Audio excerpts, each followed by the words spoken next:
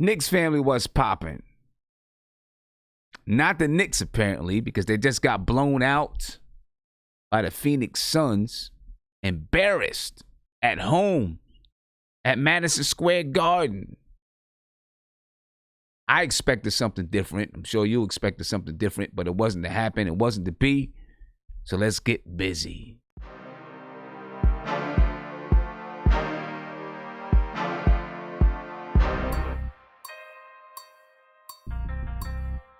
That's the G.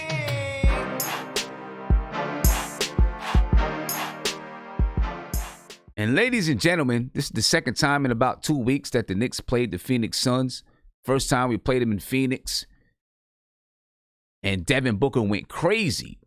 Went crazy on us. As you see, RJ Barrett find Taj Gibson and put the Knicks up 2-1. Ricky Rubio, what a night Ricky Rubio had. He's not known for being a scorer, but he was a scorer tonight as he finds Deandre Ayton for alley-oop. Deandre Ayton had a monster night tonight. He had a 20-20 game tonight, ladies and gentlemen. As you see, Elfrid Payton lay one in for the Knicks. Elfrid Payton tonight, he had 8 points, 7 assists, but it wasn't enough. As you see, Ricky Rubio put in 2 of his 25 points on the night. Ricky Rubio also had 13 assists. Taj Gibson takes it to the cup, puts it in. The Knicks up 10-9 right now at this point in the game. Marcus Morris, he comes down. He was back. He knocks down the 3. The Knicks up 13-9. And you thought that the Knicks were going to be ready. They looked ready from the beginning of the game. Devin Booker knocks in 2 points right there. Devin Booker had 29 points on the night. That kid is tough to stop, ladies and gentlemen. As Elfrid Payton puts in another 2 of his 8 points on the night. Deandre Ayton, he loses the ball. Julius Randle, he advances the ball up the floor. Little shake and bake. He drops one in for it and one. Damian Dotson finds Julius Randle again. Some more shaking and baking. Takes a baseline. Puts another one in. The Knicks up 23-15. Now 23-18. Nice looking first quarter for the Knicks. Julius Randle with the ball at the top of the key. Pulls up and knocks down a 3-point shot. 26-18. The Knicks are up. Now it's 30-23. You felt good about this first quarter, ladies and gentlemen. You felt good about it, but let's relax. Relax just for a second. 30-25, Frank Ntilikina. The Knicks got some artillery back as Frank Ntilikina finds Mitchell Robinson. Frank Ntilikina was back. Marcus Morris was back. So you had to feel like the Knicks had a little bit more depth and had a little bit more artillery to play with tonight. But you know what happened. It's 35-27. The Knicks are still up into the second quarter. As you see, that guy right there takes it in. Gets his little bucket. Mikal Bridges, I'm talking about. And then Kevin Knox, he comes back down. 2 rookies that were vying for a Knicks spot, or the Knicks considered drafting either guy. Damian Dotson, he pulls up from the top of the key and knocks it down. The Knicks still up, ladies and gentlemen. It's 40-36 now. And Ricky Rubio doesn't hit threes, but for some reason, against the Knicks, anybody can get hot from the 3-point line. Ricky Rubio was 3 for 5 from the 3-point line tonight. Ricky Rubio, should I say that one more time? Ricky Rubio was 3 for 5 from the 3-point line, and Sarge puts one in for his 2 of his 11 points. Damian Dotson, he puts one in for 2 of his 6 points, and the Knicks up 44-43 at this point, ladies and gentlemen. But the Phoenix Suns take the lead. Keep the lead. It's 51-44. You see the Suns on a break. Devin Booker finds Mikal Bridges with a reverse lay-in. Knocks down the free throw. Misses the free throw. My bad. I joked with you. But the Suns out-hustle us. Deandre Ayton with the ball at the top of the key. And there goes that man, Devin Booker, flying in the lane and lays it home. 55-44. The lead is building for the Phoenix Suns. Elfrid Payton, he spins, wheels, and deals in the paint, and lays one in. The Knicks trying to climb back in. It's 55-50 as Mitchell Robinson catches it off the break. to make it 55-52. Now 63-56. The top of the third quarter. And you see R.J. Barrett, a little scoop bucket right there to keep the Knicks kind of close. 65-58 now. And that man right there, Deandre Ayton. I like Deandre Ayton, man. He's a good basketball player. Deandre Ayton tonight, ladies and gentlemen, had 26 points and 21 rebounds. He also had 2 blocks. That's a big night for Deandre Ayton. Big night. Marcus Morris, he pulls one up. He knocks it in. You thought having your leading scorer back was going to make a difference. Didn't make a difference tonight. Deandre Ayton gets another dunk for 2 more of his 26 points.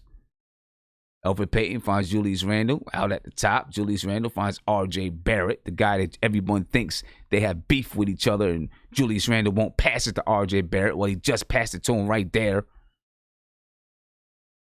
Too bad R.J. Barrett went down with a sprained ankle, ladies and gentlemen, and we'll talk about that. Hopefully it's not going to be anything too serious.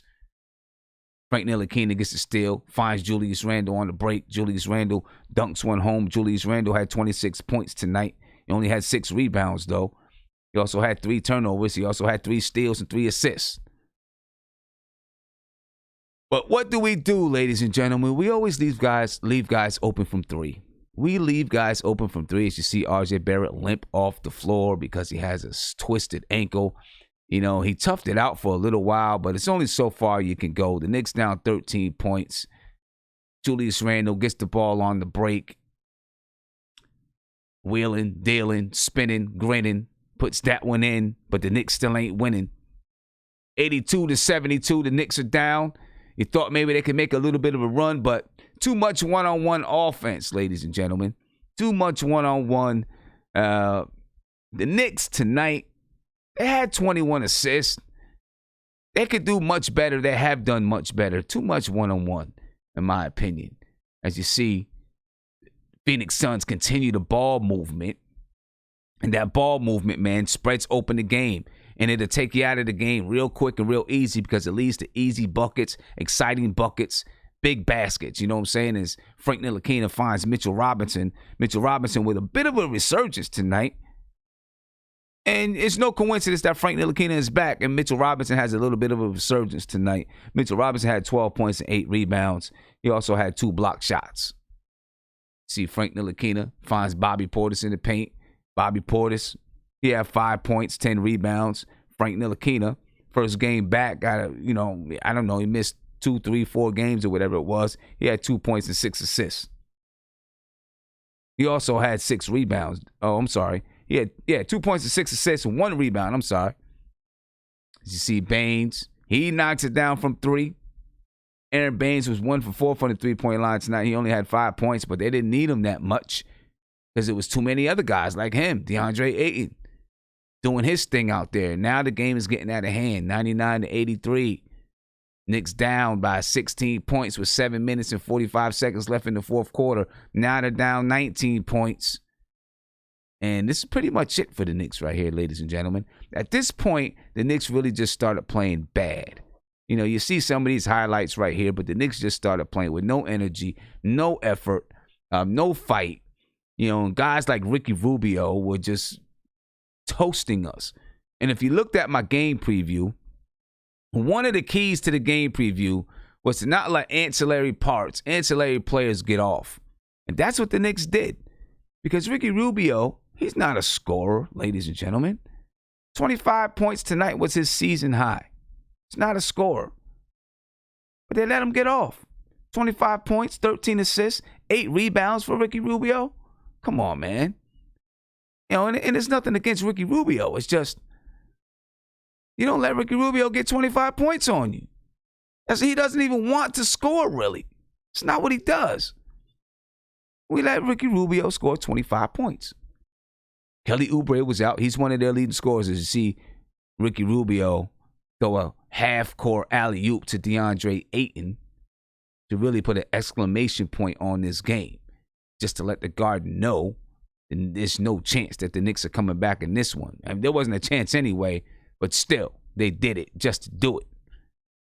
As the Knicks fall And you see Mike Miller looking depressed and disappointed at the Knicks' effort tonight. The Knicks fall to the Phoenix Suns, 121-98. The Knicks didn't even crack 100, ladies and gentlemen.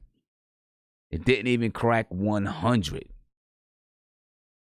What are we going to do? I don't know. Not much we can do, but just admit that the Knicks aren't good. Well, we don't have to admit it. We know it. But, jeez. See, at least want these guys to come out and show a little bit more fight than that. You know, there was some fight in the first half, but no fight in the second half for the most part.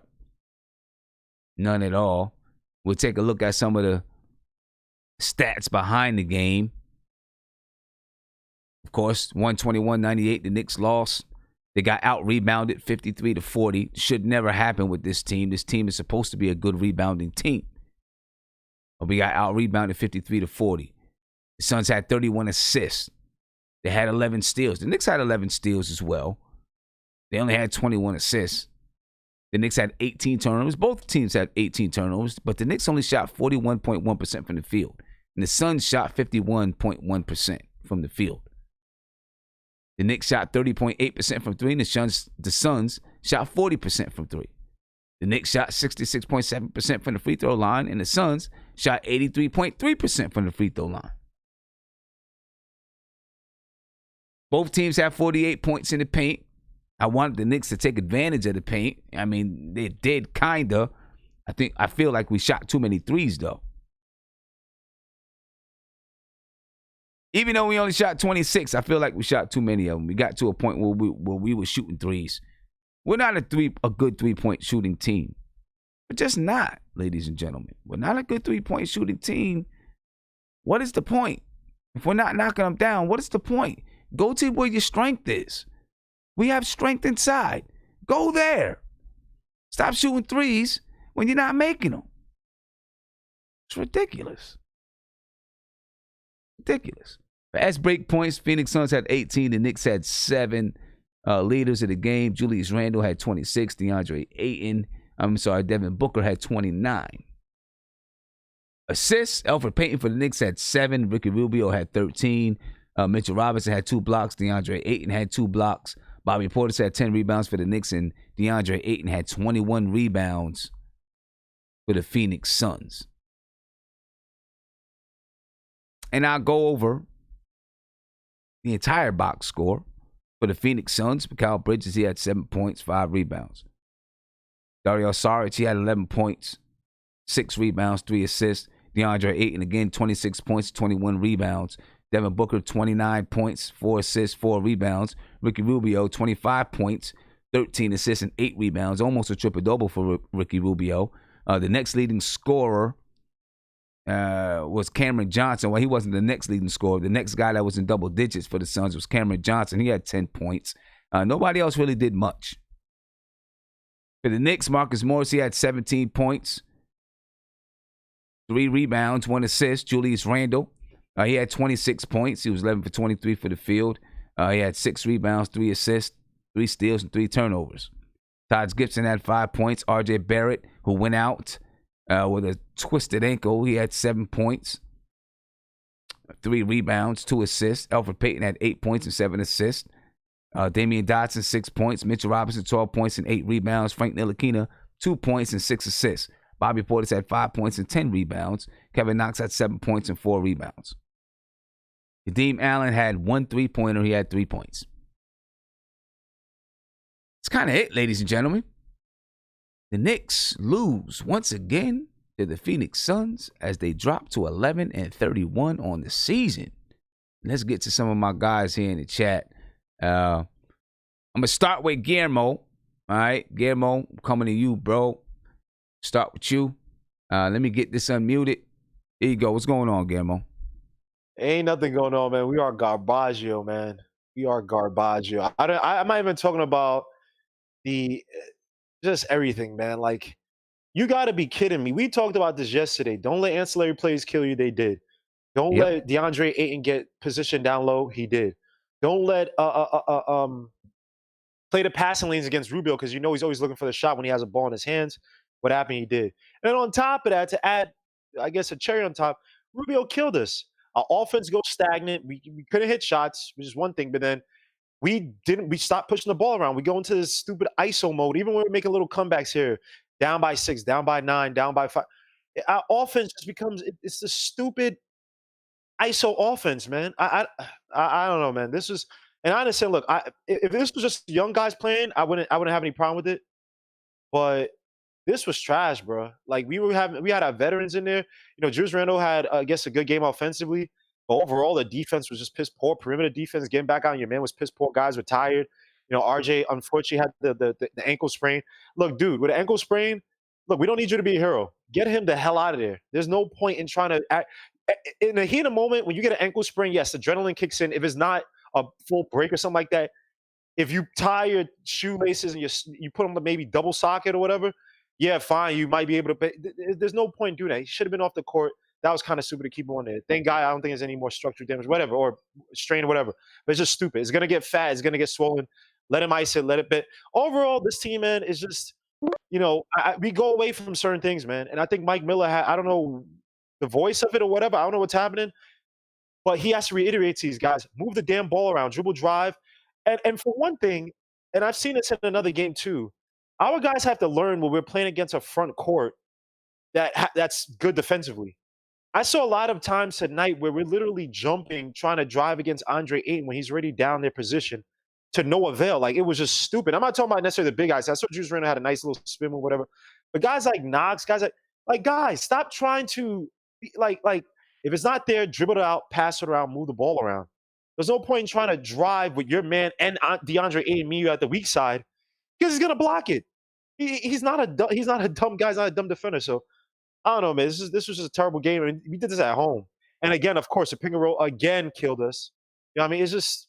I think this was even worse than the last game because at least Kelly Oubre and Booker, the two guys that are supposed to get hot, got hot, especially in the fourth quarter. This game, I mean, the last game, the last game we can. We were there just about to the end of the fourth quarter. Tonight. Ricky Rubio. I mean, guys, we understand Ricky Rubio's not a scorer, but like I said yesterday, you don't give guys open shots because they might refine their groove for that game. Don't give them open shots. Open shots is almost like practice. Hey, no one's on me. All right, I got concentration. Let me focus. Versus get up on him and everybody as a team play the passing lanes because that's what he wants to do. You showed a play there. I think it was with Dotson, right? It was a fast break, right? Rubio and then somebody in the corner. Why the hell is Dotson? It almost like as Dotson was trying to get ready to set up to try to get into the zone when there's a fast break. So it means just defend until your team resets. Ricky Rubio sees that. The guy fakes like he's going to pop out for the three or stay in the corner. Dotson has his back turned like, all right, I'm in position versus, all right, let me man check him and make sure he doesn't move until everybody gets back. Guy cuts to the basket, easy pass to Rubio. It's just, the defensive intelligence of this team is piss poor. Like anytime a team is on a fast break, you should be in man-to-man. You should not be dropping back into the zone. Just wait. Just pick it up. What's you pick up. If I'm a guy in a 2-3 zone and I'm supposed to be up top, and there are two guys already going down, what am I going to do? I'm going to set up in the top spot 2-3 while two guys are right behind me about to lit. Doesn't make any sense. No, anytime it's a fast break. We don't have athleticism, but in terms of our defensive intelligence, how we push guys out of their comfort zones, the double team at the right time, resetting back into your man, peeking in the double team. I saw in the pick and roll. I saw who shot. I can't remember who shot the ball, but Taj Gibson basically stayed back, and it's like, bro, you see a guy's not going to come up. Just literally just step up. It doesn't matter. Just switch. Just switch. It's an emergency switch. You're trying to defend the shot as good as possible because everything broke down. Just switch. It's just I don't know. Bad basketball all the way around. At least from the second quarter, from midway through the second quarter on through the rest of the game, just bad basketball. And everybody that was clamoring for Morris to be back, to not get traded. Again, long-term perspective. And for the people that said, Morris, he never gets injured. He's been out for a few games, right? We're not winning games. Trade the guy for draft picks. If he wants to be here next year, you do a sweetheart deal or a little whisper and say, hey, we'll resign you next year. Just go off, help us to get some assets, and we'll bring you back. Because it's not helping. But it's not that easy. It's not that easy to just trade them for draft picks. It's just not that easy. Everyone keeps saying that. I didn't say, but it's just not that easy. I said for the people that did not want to do it, I'm saying that I'd favor that. I didn't say it was easy. I said, if we could do it, I would do that. But for the people who fall in love with Morris because this guy's putting up points, but we're on a losing team. This team right now, with Morris on this team, we're not winning anything. We need a lot of talent. I'm sorry. I'm watching this team, Sim.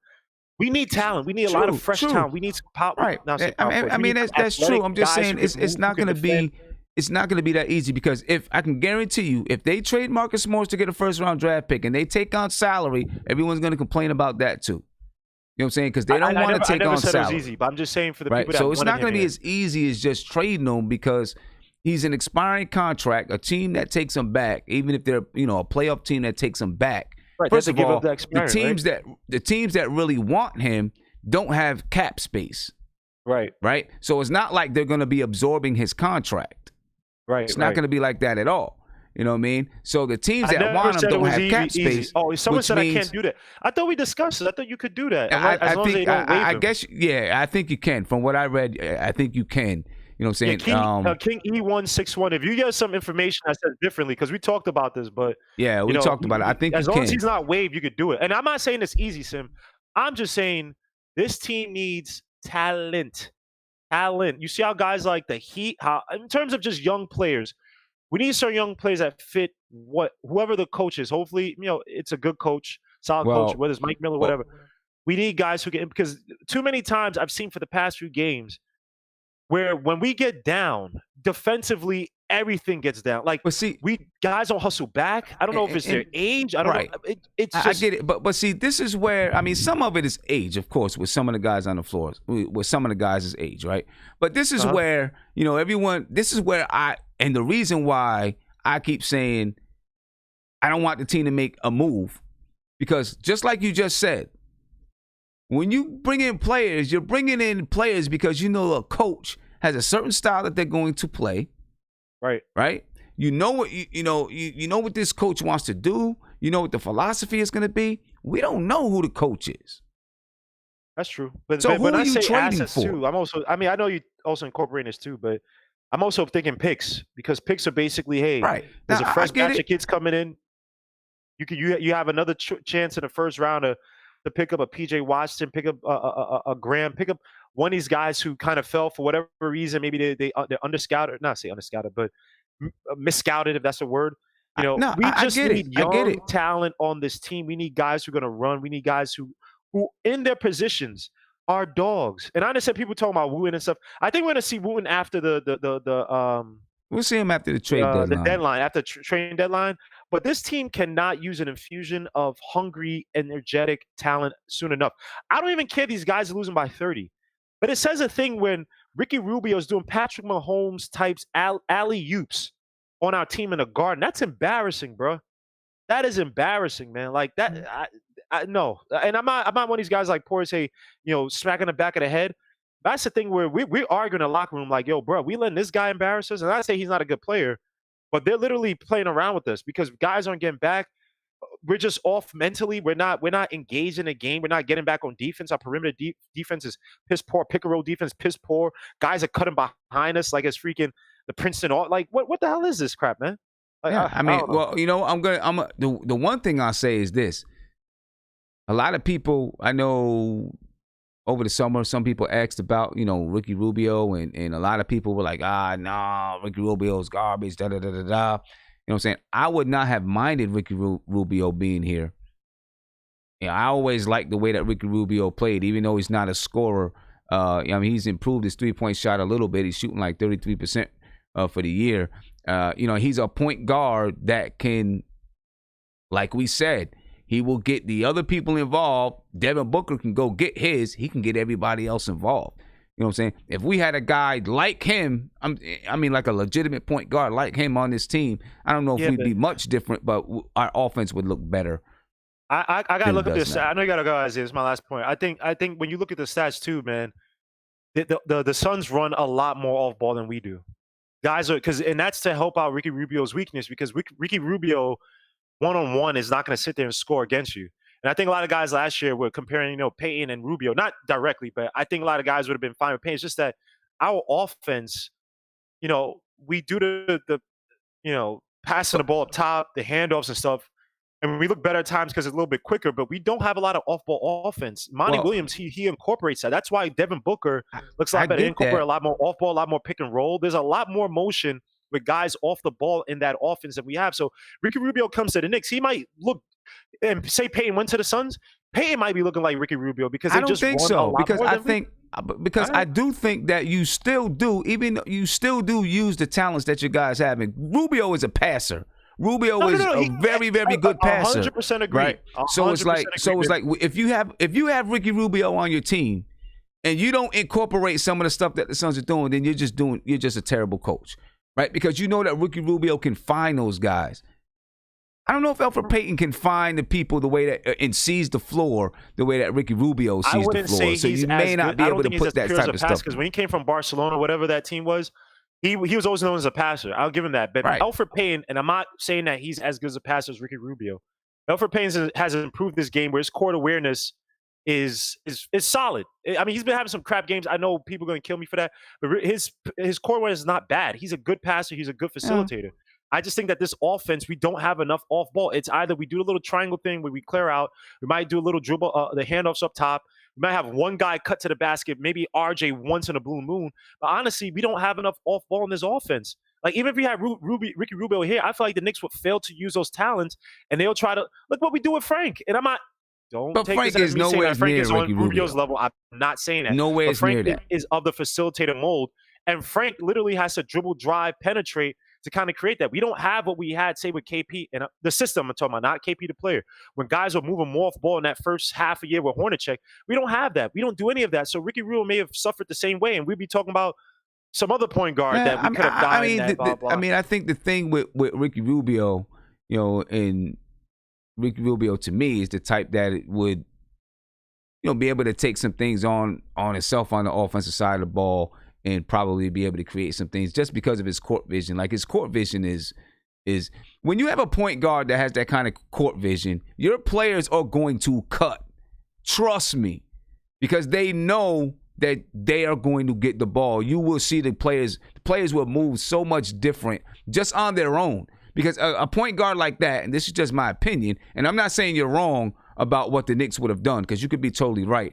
But I still think we would see it, even if they did the same exact things, I think it would be still different. Because when you have a point guard that has really good court vision, and that guy is able to get in the lane, keep his dribble, and find people, you see your players react different because they know they're ready. They're ready to move. They're ready to cut because they know that guard is going to be able to find them. It just makes the game really, really different when you have a guy that can pass that well on the floor. But, I mean, you could be right. It could have been the same exact way, and maybe we've seen it a little bit different, but not that much different. You know what I'm saying? But I think, with a guy like that can pass the way that he can, it just makes it a lot different for players. You know what I'm saying? Like, you're going to run the floor, you're going to cut, you're going to do some certain things because you know that this guard is going to find you. Isaiah, what you think about the game, man? Sim, I mean, 25 points from Ricky Rubio is to tell you what the night was. I mean, when you have a dude like that that's literally not a scorer, he's literally not a scorer, and then he has 25 points, it's like, yeah, he's what averaging are we 13. Doing defensively, man? Ricky Rubio's averaging 13 points per game this year. 13 points and 9.4 rebounds. 13.6 points, 9.4 assists, not rebounds. Yeah, I mean, again, defense is just embarrassing. Again, I agree with Guillermo and what he's saying. You know what, man? You got to trade these dudes. You got to trade a lot of these dudes. I mean, Sam, the Knicks under all this losing has a team that can be very good. We just have to remove a few pieces and add a few more, and just get more balance, because this is not just working. We're not, and I do feel you with that. We're gonna play Kenny Wooten after the trade deadline. We trade a few guys. We're gonna get Kenny Wooten up in here, but I mean, some of these guys, man, it just, I mean, to the point, it's just like, I was on the fence with Marcus Morris. But I feel like you got to trade him for a pick. Just get the pick for Marcus Morris. Okay, if it's possible. I'm just waiting for. I'm waiting for someone to tell me how it gets done, though. That's what I'm waiting for, because people keep on saying it like it's just do it. You know what I'm saying? I mean, how does it get done with keeping your salary clean, keeping your salary cap clean? Tell me how it gets done. Hey, man, I'm not. No, I mean, I'm just saying because people keep on. You're gonna have to maybe take on somebody's contract that lasts a year, or because I mean, at the end of the day, hold on, one second. Hey, Guillermo, I don't think it's just a pass first point guard that generates more off-ball movement. It's a point guard that can find the people that's moving. Because a pass-first point guard just means I'm going to pass the ball, and then I'll go over here. I'm just going to pass it to the side. I mean, the pass-first point guard just means they're looking to pass first. There's, I think, a difference between pass first and having the type of court awareness and the ability and court vision to find people in places that maybe they didn't even know they were open. You know what I'm saying?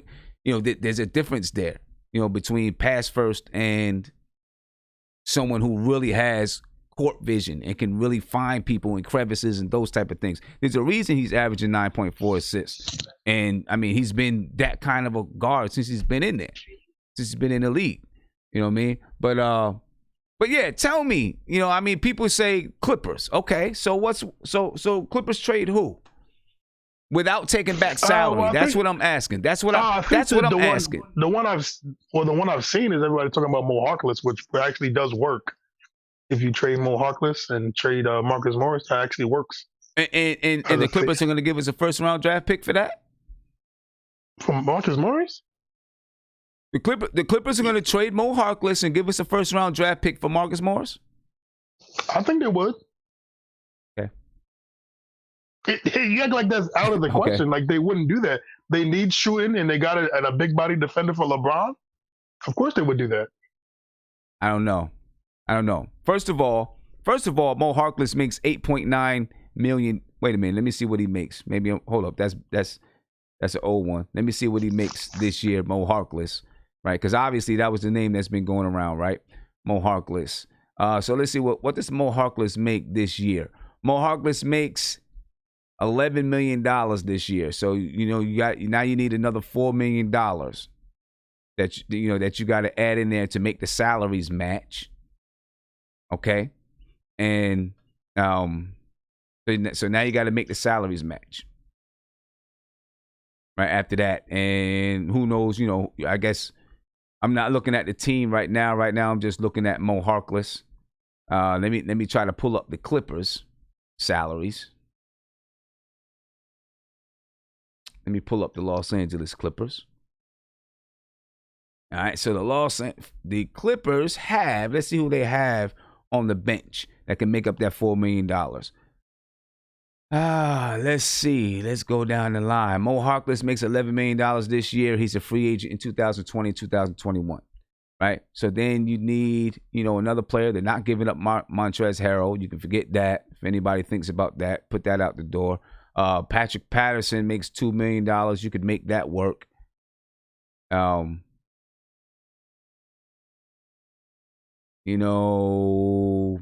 Patrick Patterson, and they'll probably do that. JaMychal Green makes $4.7 million, and then he has a player option the following year. I guess you could make that work. I don't know. You know what I'm saying? No, send us now because I know that one works. I mean, I'm not saying it couldn't work, but the thing is this. Right there, I got you. No, this is what you guys don't understand. Bro, the trade has to be agreeable to both parties, not just the Knicks. Oh, come on. The Clippers would do that. Okay. All right. We'll see if it happens. Trust me. If it can happen that easy, it probably would have already happened. You know what I'm saying? If it can be that easy, it probably would have already happened. People with these trades all the time, they look at what the Knicks should get and never look at the other team like the other team just doesn't exist. You know what I'm saying? Well, no, but Sam, this is what I'm saying though. But if you think about it, JaMychal Green and Mo Harkless, can you really say that their production, that Moore's production isn't higher than theirs? Could you not say that though? It's all going to depend on how he works when he gets there. I don't know. You don't know. I mean, his production on the Knicks is higher, But you don't know what he's going to be like when he gets there and he's on that team. Then, you know what I'm saying? It's not, I mean, you can't just look at that. I mean, for what? I mean, if we're looking at track records, I mean, Marcus Morris has been on some big stages. He's playing Eastern Conference final games. I get it. He's guarded LeBron multiple times. I get it. Shoots the ball very well. I wouldn't see why not the Clippers would do that. I mean, you got to. If I'm the Clippers, I'm thinking about it like this. If I got to send waves of defenders at LeBron, you have Patrick Beverley, Marcus Morris, Kawhi Leonard, and Paul George. LeBron can't stop that. They might. I don't know. You know what I'm saying? We'll see. I guess we'll see in a couple of weeks if it gets done. You know what I'm saying? But, nothing is ever that easy. Everyone just keeps saying, yeah, just do this. Nothing's never that easy. You know what I'm saying? If the Clippers were really that interested, they would have made the offer. All you've heard is that there was interest. You heard nothing about an offer, right? Well, just because we haven't heard anything right now doesn't mean they're talking about it. They trust me. If the offer is made, it's gonna get out there soon. Oh, come on! Wait, no, don't say that because we did not know about Porzingis until the same day, and then everybody. I mean, that's true. I mean, that was right. That's like a shotgun marriage, though. You know what I'm saying? I mean, like this is something that's been going on for weeks with teams interested in. You're gonna tell me it hasn't? Can you unmute Gamble? Can we just have a conversation? Yeah. You're gonna tell me it hasn't been going on rumors about Marcus Morris since the beginning of the season? Yeah, but Sim, certain teams like the Clippers, right? Their team and Marcus Morris one, I think would fit them perfectly, right? But just because things things don't get out. Look what happened with even the Kawhi Leonard fiasco. Like people legit thought he was going to Lakers. They did a whole misdirection on everybody on a team that was suspected way before people forgot about it and was like, oh, yeah, he's not going to Clippers. I mean, things do, and it doesn't get out. It may not get out. The Knicks may be discussing this stuff. It could be. It could be. It could be. It could be. I just get upset when people think it's that easy to just do that. It's just ridiculous. None of us said it was easy. We just suggested everybody just turns around. Oh yeah, just trading for a draft pick. Oh yeah, this team will do that. This team will do that. I hear it all the damn time. What did Isaiah say when he first said? He said all over the place. Could do it.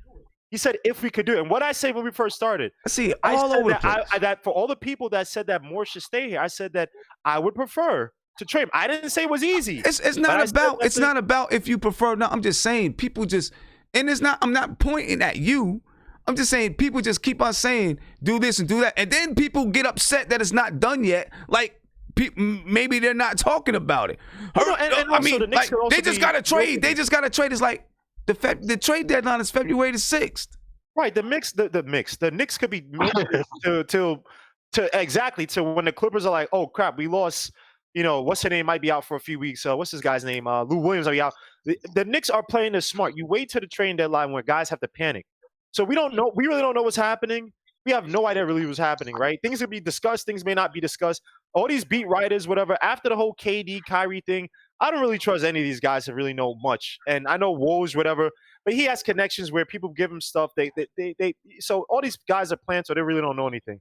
So I'm just waiting. I'm just saying I would prefer, like in terms of, and I'm not even talking about the actions. I'm just talking about the vision of this team.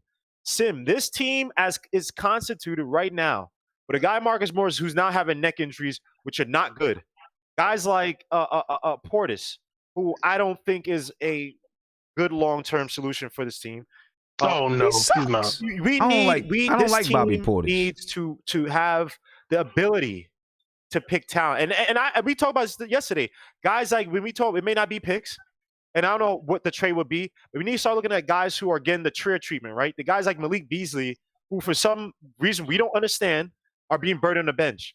Because this team Michael Porter Jr. I don't care if this team lost by 50. It was a bunch of young guys trying to find their way. But I get mad when we're playing veterans and they play like this versus we're playing with young guys. Like, we talk about Knox, right? I can't really get mad too much at the young guys like the Knox, whatever. I get mad at them, I do, but I can't get too mad at them if we're playing them heavy minutes and trying to see, all right, we're trying to get them ready. But when you see our veterans playing like this, you know what I mean? Like, how the hell, like Portis, bro? Like, how many like you've played on 4 teams, whatever. Like, how's that you still get beat the same way on offense or get beat defensively? That's just Like, laziness, though. what are these guys doing to improve their games? You're 24, 25. You're not 32. If this is Vince Carter, I understand, hey, you're retiring. God bless you. Maybe do the dunk contest. Salute. But you're 24, 25. And then you want to get mad when guys trade you and have these revenge games. Like, bro, they're trading you because of this. So that's why I say I just prefer that we trade. I'm not saying it's easy. I'm just saying I would prefer to trade some of these veterans because we're not winning. And it's not just winning. We're not developing. So we're stunning the growth of some other guys in the team. Now, can some of these players be traded at draft day? Yeah, Morris can be traded. No, Morris can't be traded during the draft. Morris can't be traded during the draft. Sorry. I'm sorry. My bad. Because Morris's contract. I thought you said deadline. I apologize. No, during the draft. Morris's contract ends, just straight up ends this summer. I made a mistake. Hold up. My bad. You said draft. I apologize. Listen. Morris's contract ends this summer. So if you're gonna trade him, you have to trade him at the trade deadline. Tim, I agree. I made a mistake. What you said. Hold up. I know, but listen. But I think people like Bobby Portis, or maybe not Bobby Portis. We have to look at his. Wayne Ellington, some of these other guys who have another year on their contract, they might be able to be traded at the deadline because they might be able to be traded during the draft. See, players whose contract is done over the summer, you can't trade them during the draft. So a player whose contract is done over the summer can't trade him during the draft. So so all the guys we signed this summer, you're saying if they're on like one of those 1-and-1 deals, we have to wait till the season begins to trade them? I think that they can be traded during the draft. The guys that are on 1-and-1 deals. I don't know. I think that they can be traded during the draft, like Elfrid Payton, or let's just say we know Wayne Ellington for sure, right? Let's just say Wayne Ellington. If the Knicks don't waive him by June 28th, I don't know when the draft is, but if they don't waive him by June 28th, then he gets another year guaranteed. If they waive him by June 28th, then he gets $1 million. So because he still has a contract, I'm wondering, can they trade him still? Because he has another year left on his contract. And then the other team can waive him or do whatever they want. After that extra year kicks in. No, I'm saying because the contract is longer than, basically the contract is longer than 1 year, right? There's just that stipulation that they have to waive them at a certain time, and if they don't, then the contract becomes guaranteed. So because the contract goes longer than just this summer, at the draft, can they trade these guys at the draft? During the draft, you know how during the draft, trades go down during the draft sometimes, but you can't trade a player whose contract ends this summer, right? So Marcus Morris's contract ends June 31st or June 30th or whatever it is, right? So you can't trade him during the draft because the contract ends now. But guys whose contract goes beyond that, I think you can trade them. So who that? So basically what I'm saying is, some guys, if that's the fact, and I'd have to look it up to be sure, and check what the CBA says. If that's the fact, and they don't trade some of these guys at the deadline, some of these guys might still be able to be traded during the draft. Right. And help me if I'm, but during the draft, so say what? Trade him just straight for another player, or trade him to say try to move up in the draft? I mean, I don't know. I don't know. Like, just sometimes deals happen during the draft, right? No, right. Because I'm trying to think. Because usually when you see it, it's usually like, be like you trade, like, say your first, obviously you switch your first, you trade maybe a second, and then like I'm trying to think. I've never seen like, I don't remember like big time players being traded. It would probably just be some kind of bit role player usually that you see. I'm just trying to think of like past year drafts. I just don't see it right now in my head. But in any case, some of these guys, golly, man, they gotta get the hell out of here, man. Because damn. So, I mean, even if we sign those 4 power forwards, 5 power forwards, whatever, they all basically just do one. Like outside of Ty's not really a power forward. He has a size of 6'9", but he's not really a power forward. But these guys is just it's kind of redundant. What they do is basically Yeah, score in the mid, maybe space and out play a little no bit, and defense. play absolutely no defense. And it's just like no one in our front court really complements each other when they're in at the same. That's why we always juggling. Do you start Taj and Mitch, or not, just play Taj and then bring in Mitch off the bench? And it's like you don't even have guys helping to crash out. And it's like you have a lot of guys in no man's land. So if you put Randle with Mitch, yeah, okay, Mitch, we complain about Mitch, but a lot of times Mitch is getting double, triple team down low in terms of he can't get the rebound because guys are literally boxing him out and they're attacking him in terms of like not allowing him to get the offensive rebound. But then no one is there to help crash.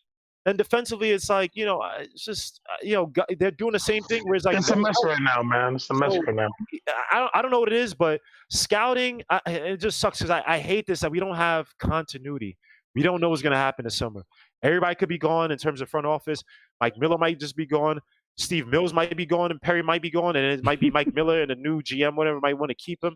It just sucks because you can't really project anything with the mess, the muck that we're in right now. We're in a big limbo hell right now. All I know is that we need a lot of assets, and we just need a lot of assets. So whoever comes in or whatever, they at least have enough food to eat, enough ingredients to prepare the meal for next year. Because what I'm seeing right now, Sim, we're too inconsistent, man, and this is not gonna do it. One game we look good against the Heat. It's like, oh crap.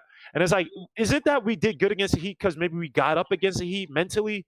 And you know what I mean? And then we just, you know what I mean? Well, Because if that's you what beat the Heat, don't get me but wrong, you that's should what- be able to beat the Suns. And I'm not even shit on the Suns, but you should be able to beat the Suns. I know. I mean, but this is that's what a bad team is, though. A bad team is inconsistent.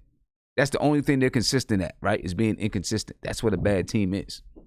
A bad team can't find it to be able to do the things that get you to win consistently. They just can't do it. That's what makes a bad team, and it's hard to find. You can talk all you want. Mike Miller can talk all that he wants about the consistency and seeing that consistency. But it's a bad team. It's not going to end. Like Hinton Murphy is saying, this is what happens when you're rebuilding too. A rebuilding team is inconsistent. But a rebuilding team doesn't play their vets for a lot of minutes. Like I said, if we're just playing the young guys, and say Morris wasn't in there, but say he wasn't healthy, and we were getting killed without young guys, I would not like the past 3 games where we've been losing before the Heat game. I was saying I have no problem because the young guys were getting minutes. I have no problem with young guys. Okay, so this is what I want to find out from everybody. What do you consider a vet? Are you serious, son? No, Yes. no. But I'm very serious. Because you get literally very serious. What's considered a vet? So when I say vet, all right. So in my determination of the vets I don't want to see are guys who put like this. They don't have a long-term vision, a long-term spot on this team. Like there's no when you look at when we talk about progress, whatever, right?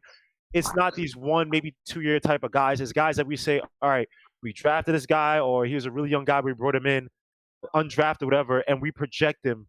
He's one of those guys that we how can I put it? We project him to be here for a long-term goal, right? So and he's relatively young, right? So Marcus Morris sounds crazy. Obviously, he's on a 1-year deal. If he's signed for a 3-year deal, you're kind of beware of my terms. But guys like Portis, to me, Portis is like he's old because his ceiling in terms of how much he can improve is fairly capped. I don't think he's improving that much. Morris, he's older. It is what it is.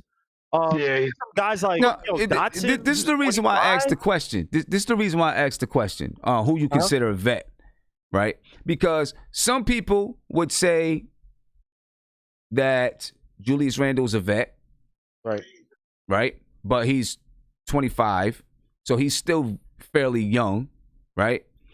Same about Elfrid Payton. So that's where I'm trying to figure out what people consider. So I'm looking in the chat. Some people say 5+ years. Someone said 7. Some people say 4+ years. 5 to 6 years is considered a vet. I'm trying to figure it out, right? Because I think a vet to me is between 5, 6, 7 years. That's a vet. Okay, because RJ Barrett can be in the league for 5 years and he's going to be, I don't want to say nowhere near, but he's not going to be at his peak. He's not going to be the best player that he could be, and he's still going to be learning and still may be inconsistent 5 years from now. 5 years from now, RJ Barrett would be 24 years old, which is still very young. I mean, if you're 24 Still years young. old, you probably, He's very young, yeah. Yeah, you probably still got 13, 14 years left in the league if you're 24 years old. 13 to 14 years left in the league. Understand me so, but Sim, what was my other term was that there's a long-term vision for you on this team. So RJ Barrett, saying he's developing inconsistent. The reason why I'm asking this, though, because if you're looking for talent, right? I understand. Listen, you know Wayne Ellington, Marcus Morris, Taj Gibson. Those are the definite vets. Reggie Bullock is a semi-vet, right? Right? Reggie Bullock is a semi-vet, I guess.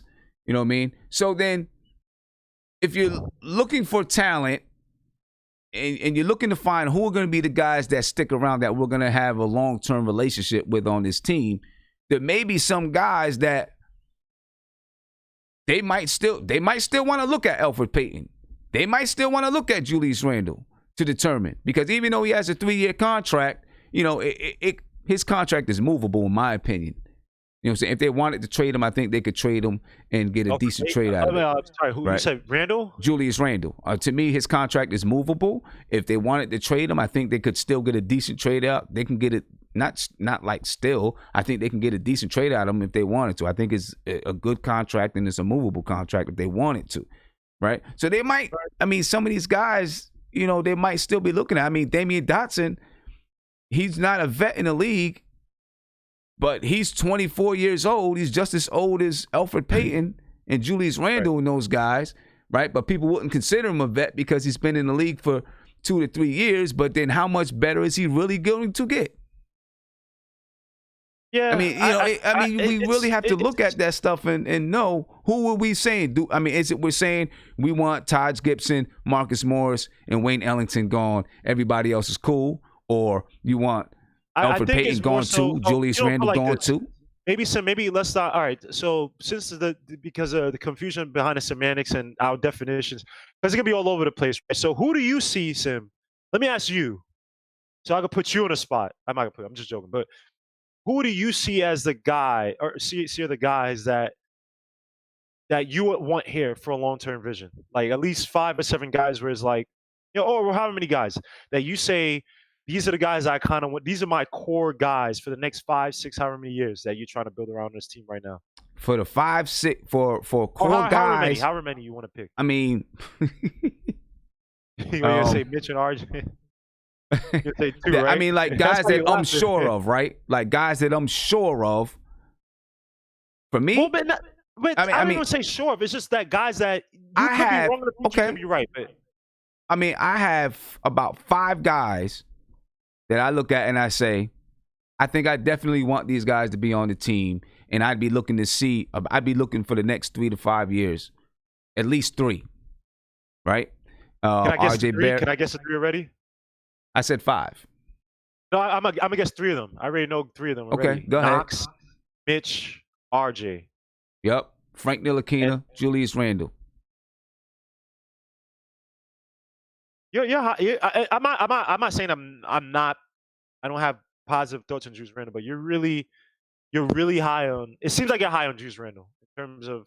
I think that like Julius Randle, even after his first contract. I look at it. I look at it. First of all, right? If we talk about years played in the league, right? His first year he didn't even play.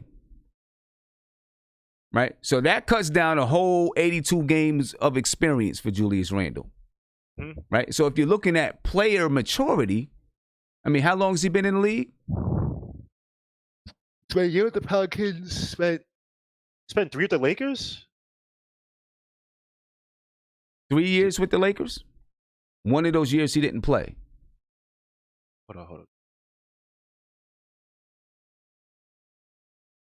4, right? Because he left. My bad. He spent 4 with the Lakers, 1 with New Orleans. One with the Knicks. Or obviously this year the Well, Knicks. So obviously he's this year. So one with the Lakers. 1, 2, 3, 4 with the Lakers, and then one with the Pelicans. His first year, he played one game, so you can't even count that. So you can't even count that. I mean, I still think he's a player. To me, he's still a player that's growing and developing. Now, the next 2 years, I think everything. I mean, the next 2 years, I think he's at his limit. That's what they signed him for, right? I mean, he's 25 now. He just turned 25 in November. When he gets to 27 years old, I think he's at his limit, and that's what they signed him for. I think he's probably the best. I think he's probably a third player on a team. So as in like your limit. So if you come back, because what I mean is that when you have these 5 guys, right? Obviously, if that's your future, you would assume that if things are going okay, you would sign to extend them, right? Per se, right? And I know the contracts years I'm off. I'm just saying that you would give him a second contract or a contract after what they're doing right now. So, because Frank right now, I know they signed him. So it might sound funny, but for guys Julius Randle, do you think that you would sign him? Like you envision signing him again at 27 for another deal? It depends on what our team looks like. If we have a really good team and he seems to be a good, a third piece, and a third piece that fits. Let's say, in 2 years, we have a team that's winning 50 games, and he's part of that team, right? I agree. But the thing about Julius Randle is that, and this is a dangerous thing, right? When you sign a guy like Julius Randle to that contract, and it's not a max contract or anything crazy like that, but when you sign him to that contract, he needs to be the reason why the Knicks are doing well. Right. And so that's what I mean. When I look at a foundation piece that you bring in, right, that guy has to kind of, I'm not saying necessarily put you over the hump, but his impact, his production has to be a major component to you winning. It has to be a reason for why you're winning, and it has to be one of the reasons that you're winning, right? Like he has to comprise it. And it's like, guys like RJ, you can see it. You can see the leadership, blah, blah. Knox, even though I'm not necessarily high on him, as a guy who can, if at his peak, can space out the floor and might have a little bit more wrinkles to his game in terms of driving. If he develops, maybe rebound a little bit better.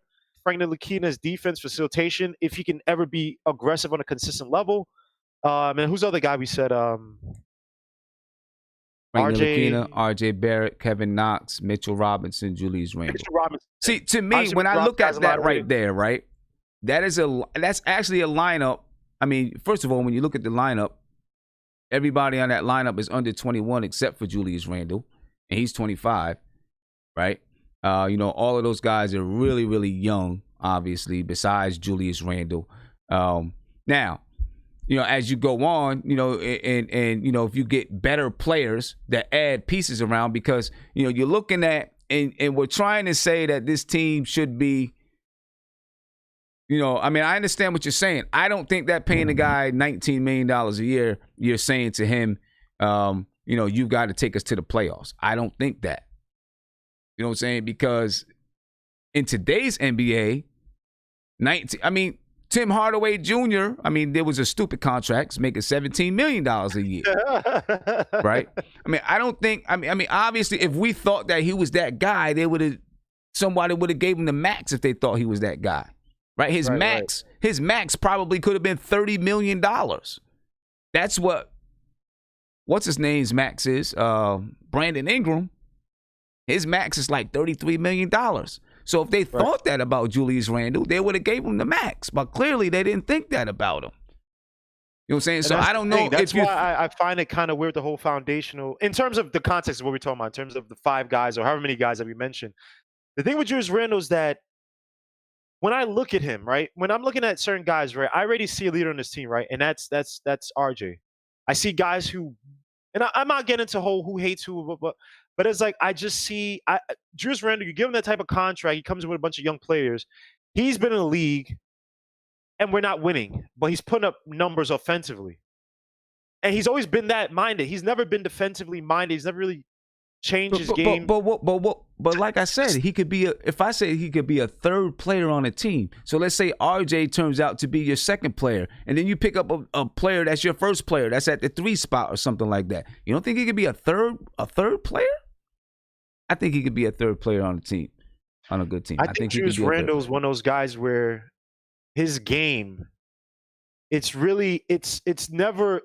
kind of like petered out, right? It's kind of, and in terms of third player, the thing with Julius Randle is that third players on teams, they concede. Third players on teams, they're usually unselfish because they're feeding off of other guys in a certain role, right? So a third player, say, and I'm not trying to. A third player on a team would be like on the Golden State Warriors. You could argue was Klay Thompson, right? When they had KD, Steph Curry. You actually argue it could be Klay or Steph because they both conceded a lot. But what made Steph great, what made Klay, even though Klay, let me use Steph Curry. What made Steph Curry great, as crazy as it sounds, I'm saying he at times a third wheel, was that he conceded the ball a lot of times. That's what made him great. That's what also made him dangerous. Played off ball. He did a lot of things that is like, this is not what a league guard should be doing because he should have the ball in his hands. But he did that. And then when it was Klay time, or even Draymond Green literally is not what happens? Scorer, but he does things. He's unselfish in his style. Right, I just don't see Randle. So what happens when you're the third player? When you're on a good team, a legitimate team, you're a third player, right? But then a third player goes. But then you're on a team where you don't have a whole lot of talent on a team, a whole lot of guys that, don't score. What happens to that third player? He becomes the primary option, and that's why the team is not good, because he's a third player. He's the primary option. He should be a third player on a team, but he's the primary option on a team, right? And that's why that team is not good. Right, so we shouldn't have signed him then. But the Knicks were never going to be good. So what were you going to? But I'm saying though, why not? If you think you can put a piece in place, why not put a piece in place? If you think, and then you try it out for 3 years. Piece in place, that piece, if he's not going to take you over the hump, like you just literally said it, right? You said I don't get it though. But hold up, who were we going to sign? We didn't sign KD. We didn't sign Kyrie, right? You got to use the money. Who were you going to sign that was going to put you over the hump? Nobody. So you gave him a contract. You gave him a contract that you can get out of the contract when someone is so-called available that can do whatever. So now it's like, okay, we have an extended tryout with this guy to see if this is somebody that can fit into what we want to do when we do get another player. Yeah, but on the flip side, like you said, right? We had guys like Rubio out there and stuff, and the Knicks made signings really early. We had the whole Sunday night, or you had the whole Sunday night show. You were here for 6 hours or whatever. But I mean, we were analyzing it like as soon as the trade market opened up, whatever. The Knicks were making signings like that. So in terms of using money, it's not like we signed Randle on the last day, right? So we had time to sign players, and we were really aggressive. So we could have used that money elsewhere. We just talked about Rubio. So then what would you have used? Rubio, we could have signed Rubio. They probably could have signed him anyway. Use that money. Like they probably could have signed Rubio anyway. Say it again. They probably could have signed him anyway. Look how many people that they've signed. You could have signed a guy like Rubio. You could have signed a whole bunch of other players that weren't named Randle and that don't take up that space. That also doesn't necessarily. And we're not clogged by the contract per se. But when you're talking about who then? Who then? Because I got a video where you and Tony Crow talk about how he could take it to the next level. Yeah, I can. Right? I was positive. Well, hold up. I'll admit, I was very positive on Julius Randle because the way he played with the Pelicans. But I'm looking at now, he's not playing the same way he played in the Pelicans. When I said that Julius Randle could be it, go look at the videos where he was facilitating on the Pelicans. Go look at those videos where even though he wasn't consistent on defense, when he played teams like Toronto, he was, I won't say shutting down, but he did a fairly good job on guys like Siakam. And I'm just saying that you look at it now, and I'm not the Knicks scout or whatever, right? The Knicks have way more information than I do. They should be making better decisions than I can, right? So if I look at a guy, Julius Randle, I'm saying that he can put us over top. Yeah, and I'm looking at it now. Julius Randle still can, but his game, he doesn't want to do that. He doesn't. You look how he plays. Forget about even the offense. So then what was it? So then was it His defense is probably worse than last year's. So what was it on the Pelicans versus the Knicks? You cannot be that. if you're gonna take this team over the top, you have to be better on defense. You have to shut down these power But forwards, what these was centers. it on the You gotta be Pelicans? aggressive on the board. You gotta. That's what I'm saying. And at times you see it offensively, but then at times defensively, it's like, what the hell is Julius Randle doing? Okay, So I he's get not that. putting I us over the understand top. that. I understand that's what I'm that. saying. I'm not saying But listen. Player. Some What? other team could have signed him.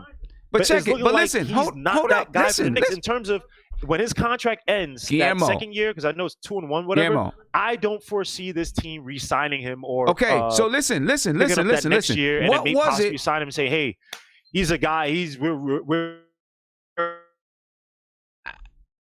I'm assuming that Guillermo couldn't hear me talking. I don't know what's going on. Because what I wanted to ask him is, what was it? He just said on the Pelicans he played defense. He shut down Pascal Siakam. He did this. He did that. Right? So what was it that made him do that on the New Orleans Pelicans and then can't do it on the Knicks? You know what I'm saying? I mean, we talk about all these other guys that we could have signed and could have did this and could have did that, right? If there's no one that you can go get, you sign him to see if he can be a piece. I mean, I don't know. You know what I'm saying? A lot of people like the Monday morning quarterback. You know what I'm saying? First we say it was a good signing, and then now that, the Knicks aren't doing good, we want to say it's a bad signing. You know what I'm saying? And the Knicks should have had more intel. What more intel? They watch the same games that we watch. Right? They have access to the same number of games we watch. They can go back and look at the film, the same exact film that we go back and look at. So what other information are they going to have? They got the same exact information that we had. They're looking at the same exact thing. So they had the same idea in mind, the same exact idea that we had, right? Because when they signed them, most people, I'm not going to say everybody, was saying, oh, yeah, that was a good signing. They did a good job, right? And even when they signed, Ricky Rubio was making $16.2 million this year. After we signed Julius Randle, signed Bobby Portis, Taj Gibson, Elfrid Payton, right? Bobby Portis making $15 million. They couldn't have signed Ricky Rubio for $16 million? Yes, they could have. After they signed Julius Randle, yes, they could have signed Ricky Rubio for $16 million. Right? They signed Marcus Morris. I mean, that was later on. I mean, they signed Taj Gibson for $10 million. Wayne Ellington for $10 million. Right? I mean, you cannot sign Wayne Ellington, not sign Taj Gibson or Elfrid Payton, and sign Ricky Rubio. That's just an example. Right? I mean, I don't think that they, obviously, people are going to look at the record and say da-da-da-da. I think that they did a smart job in trying to find, see if Julius Randle was ready to take the next step. That's what you do. You know what I'm saying? I mean, if everyone says that we're not going to get free agents to sign here, this and that and the other thing, right? They signed him for $19 million a year. I seen somebody said he's getting number one money. I don't think that's number one money, right? $19 million is not number one money. Not today, it ain't. Not today, it ain't. You know what I'm saying? It is not number one money. $19 million, that's nowhere near number one money. It's not number two money. You go look at your number one guys in the league and see if they're making $19 million. Besides guys who are on a rookie, a small, who just got into the league. Obviously, guys who just got into the league, they're on a smaller contract because they have to be on a smaller contract. It's the rules. Right, but you look at the number one guys in the league that actually signed another contract, a number one guy, I guarantee you they're not making $19 million. If there is one, it's rare. They're not making $19 million. 25, 26, 28, 30, 33. Not 19. Not after you've gone to your next contract if you're a number one guy. They didn't think he was a number one guy. That's why they didn't give him a maxed out contract. They said, we'll give you something we think is reasonable, and we'll see if it can work out. You got 2 years to make it work out. In that third year, if we don't think it's working out, we can give you $4 million and you can get on your way. July 21st, July 28th, 2021. To me, that was a smart contract. Or June 28th, 2021. That was a smart thing to do. I'm giving the guy 2 years to see if it can work. If it works in 2 years, good. If it doesn't work in 2 years, we'll give you your $4 million. You go on your way. Monday morning quarterback. Hindsight 2020. Nick, what's up, man? All right. So I was working out and I heard this conversation. I got to get in on it, man. Let's get in on it. Okay. Yeah. Yeah. I was flexing. Anyway, so yeah, I'm gonna unmute. I'm gonna unmute Guillermo too. I think his internet froze or something like that. Okay. Guillermo, So you're live. You're live. To me, it all boils down to philosophy, right? Like we had the Phil Jackson era. We came off Phil Jackson trying to get these IQ guys, but they weren't athletic. But then we come into the Scott Perry guys who are athletic, but aren't exactly high IQ. And then also you have this overall philosophy where, to me, is the big problem. If we targeted two-way guys, like players that played offense and defense, and made that our primary goal for the investment, a guy that could put up points as well as defend his man, if not on an individual level, from a team standpoint, we would have been fine. So let's say I'm looking at the top free agents. If we had took the same money and just add, say, $5 million and not invested in Elfrid Payton and also Wayne Ellington, we could have signed Malcolm Brogdon or equal to that contract that he had. Mm-hmm. So it would be an overpay, much like we did to steal Tim Hardaway Jr., or we robbed ourselves with Tim Hardaway Jr. Like we could have signed a two-way player in Malcolm Brogdon and been in a better position from a point guard standpoint. Assuming he wants to come here. Huh? Assuming he wants to come here. But this is the thing. Okay, when it comes to money, because he was a restricted free agent. The Pacers. Oh, he was. My bad. The Pacers overpaid, one, and then two, they gave up draft picks to get him. We had the cap space. We could have overpaid and also given up, say, a Dallas pick, because he is worth a pick to get that kind of two-way player, 50, 40, 90. He could actually shoot the three. He could play defense and also run an offense. Plus play defense. That is the type player that you invest. It's philosophy. You cannot build like for Randle. Randle was a fine signing, but to sit here and say that you don't have a guy that you could rely on from the guard position, I tweeted this out tonight. Like our guards combined cannot even on a night-to-night basis average 20 points. That's Elfrid Payton and that's Frank Ntilikina. The average point guard in the Eastern Conference averages 17 points per game. It doesn't matter all the time about the defense that you give. You need to have someone for a Julius Randle or a Mitchell Robinson that is a threat to score the ball as well as pass the ball. And you have to space the floor. We don't have reliable shooters on this team. Look at the effect that Reggie Bullock had in just a couple days by hitting shots. It just spreads the floor and makes Julius Randle better. It makes Mitch better because you cannot not guard those guys. You have to be a threat. Like I could telegraph and tell you every play Frank Ntilikina or Elfrid Payton is going to make. Mm-hmm. It's not that those guys are bad players or we should trade them or we should get rid of them. They are backups. Like this draft, I always say this, 4.4 guards are going to be inside the top 5. I bet you if the Knicks are in the top 5 for the draft, we're going to draft another guard. That we could have gotten a decent guard in Malcolm Brogdon this past offseason. We didn't. It's philosophy. It's like Scott Perry going after all these athletic guys does not help us.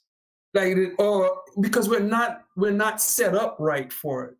We got all these shooters, but if you look at every one of them, They're the type guys that need someone to pass them the ball to get them going. So if you can't drive to the basket and Frank and be a threat to score, your pass is null and void. I could just play the passing lanes all day. Ricky Rubio has developed himself into a player that could actually score at the rim.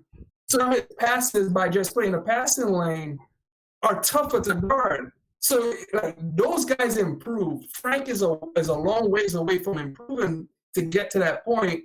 And Elfrid Payton, how many years do you want to invest in that guy to improve? I just think even with the point guards that you bring in, you still have to have a proper system, right?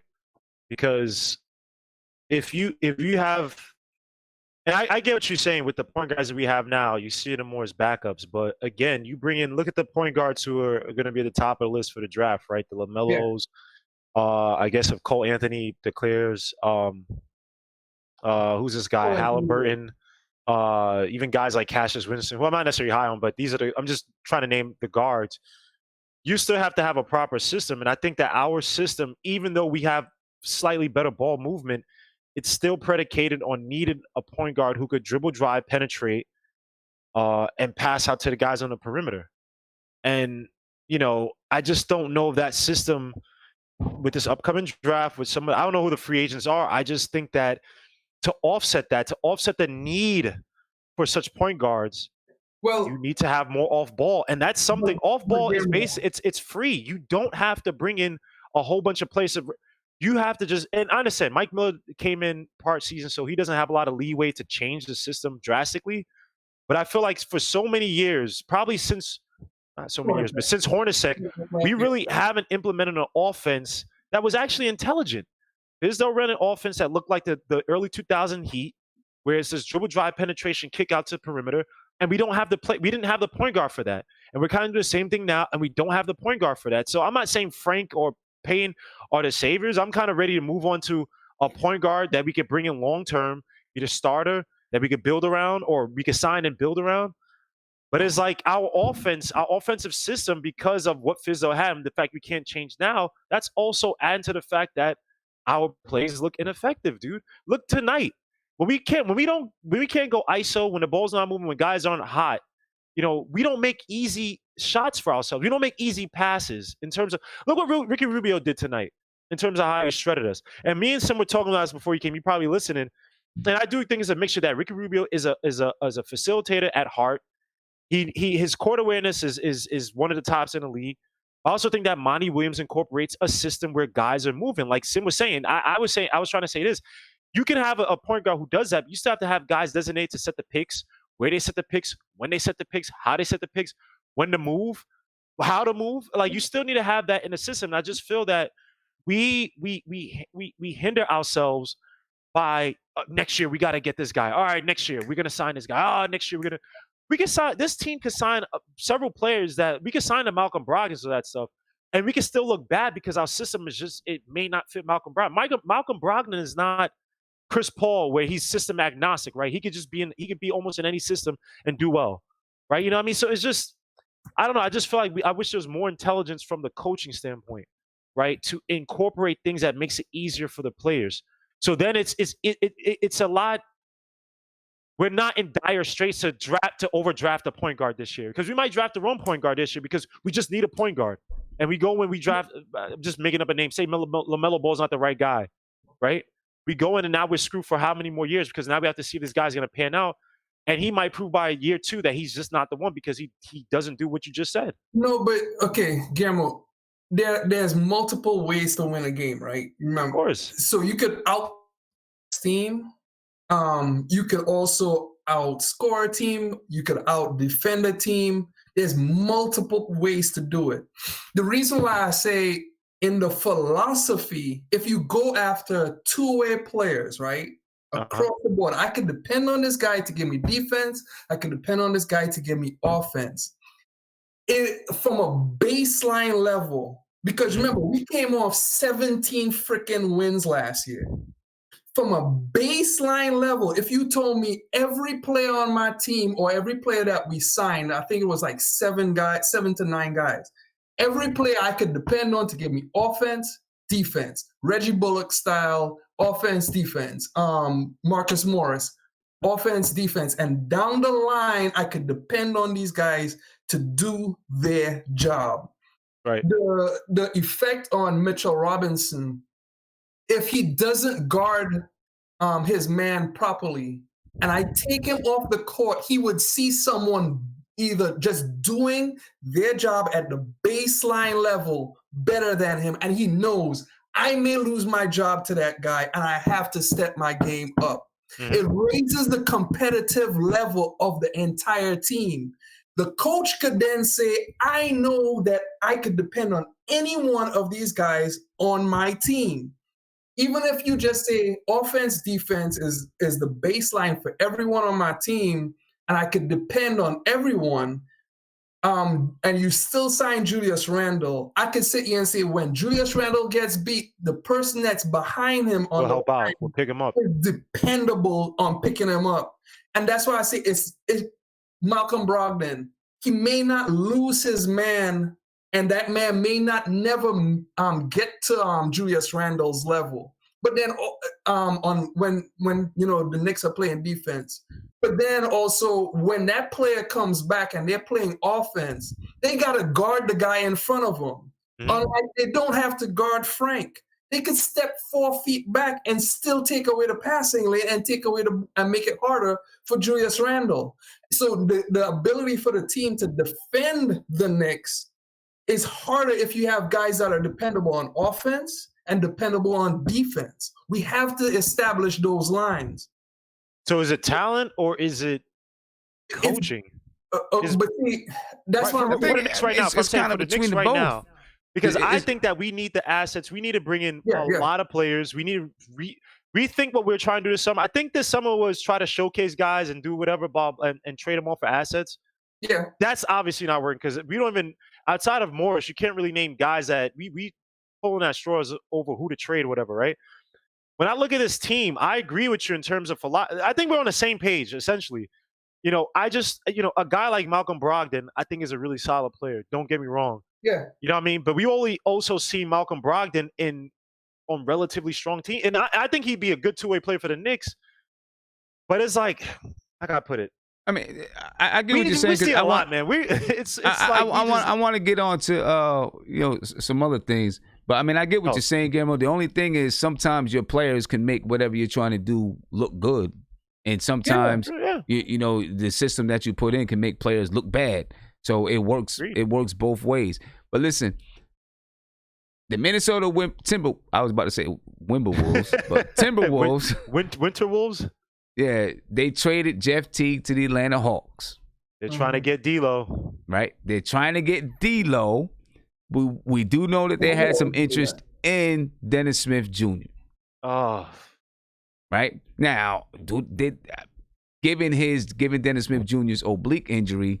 Maybe they're, not even thinking about him, or maybe they're thinking about D'Lo and then Dennis Smith Jr. as a backup coming off the bench or something like that. Who knows? I don't know. If they're even still interested in Dennis Smith Jr. But yeah, let me see. The Atlanta Hawks acquired point guard Jeff Teague in a 3-player trade with the Minnesota Timberwolves. Minnesota is also sending Treveon Graham to Atlanta in a deal that returns guard Allen Crabbe to the Timberwolves. All right, Minnesota creates an open roster spot that could be useful in a bigger trade before the February 6th trade deadline. The Hawks have been scouring the marketplace for a backup point guard to ease the burden on Trae Young. The Hawks currently have an offensive rating of 108.2 with Young on the floor and 90.7 with him off of it.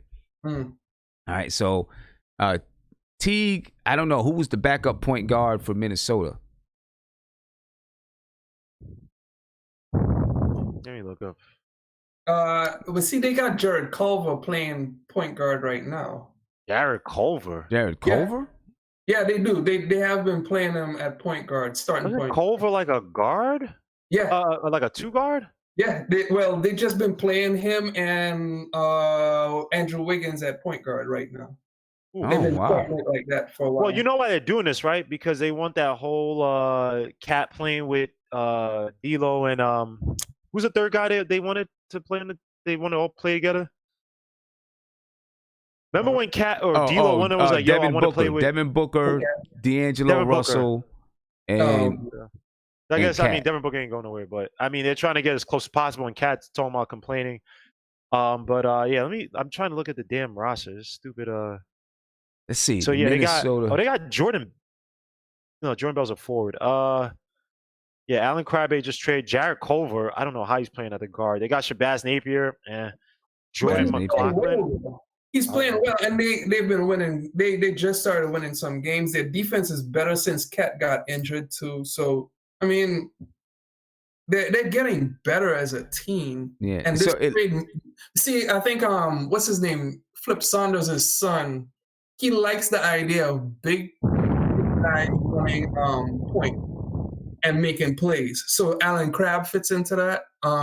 Andrew Wiggins is having a good year this year because of that, and he's running Andrew Wiggins at point, Jared Culver at point. He's going to do the same thing with Allen Crabbe at point. So he's going to allow those guys to make plays for the team, and they all could shoot. Well, except for Andrew Wiggins, but they all could shoot. I think Andrew Wiggins is having his best year so far. So we'll see. I mean, do they need Dennis Smith? I don't well, the previous game against Indiana, they started Shabazz Napier at point guard, and Jeff T came off the bench.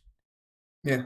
So I mean, Shabazz Napier. I mean, at this point in time, Dennis Smith Jr. against him. He needs a lot of development as a point guard. Shabazz Napier. I'm not saying he's great, but I think he's years ahead of, because I mean, look what he did at UConn. I mean, the guy's been around the league, but he's more of a consummate point guard than Dennis Smith Jr. Man, I don't know. I think all that stuff was like hype and rumor, man. I don't. What team would want Dennis Smith Jr. where you have to like reteach him how to play point? Like you have to actually teach him how to play point guard. When does he ever learn how to play point guard?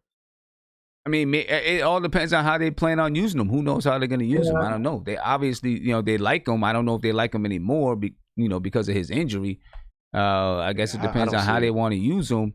Shabazz Napier, he's 28 years old. I mean, he's not old. He's still fairly young. I don't think he's ever going to really be a starting point guard in the league. Yeah. And he's starting now, but he's not like a starting, type. He's the type of guy that we would get on our team. Basically, I'm just saying when you look at Dennis Smith Jr., can someone tell me besides dunks, explosiveness, which I think that back injury is kind of sapping away from him. Yeah. What do you see? Because it's like when we talk about trading Sim, because what's Dennis Smith Jr.'s contract, right? He's still under his rookie contract, right? So it's nothing. It's the same as Frank's. It's pretty much the same as Frank's. It's like $4.5 million a year. Yeah. Like 4.3 or something. Oh, because he resigned. He resigned in the summer, right? Oh. So they gave him an extension. They gave him an extension this fall, basically until next year. Then after next year, he'll be an unrestricted free agent. Yeah, it's like not this summer, but next summer. You wouldn't trade straight up for him. You just wait for him to become, because it's not like you're dying to get him. You know what I mean? Like a guy like Malik Beasley on the Nuggets, I can see teams trying to trade for him, right? Because this is a guy who could put up points, and he's just not playing. I know he had the leg injury or some injury, whatever, came back, but Dennis Smith Jr., he's injured. He's not doing much. He wasn't doing much even before that. He's kind of discarded by the Mavericks. Why would I even trade anything for him? Why would I give up a second rounder even? I would just wait for him to be a free agent. If you trade for him, you could get him into your shooting coach, like with your shooting coaches and stuff like that, and work on him from that way. Just like how we did with Trey Burke. Like we put him inside our D League, and he worked with Craig Robinson. Was he? Did we trade for him? Or he just no.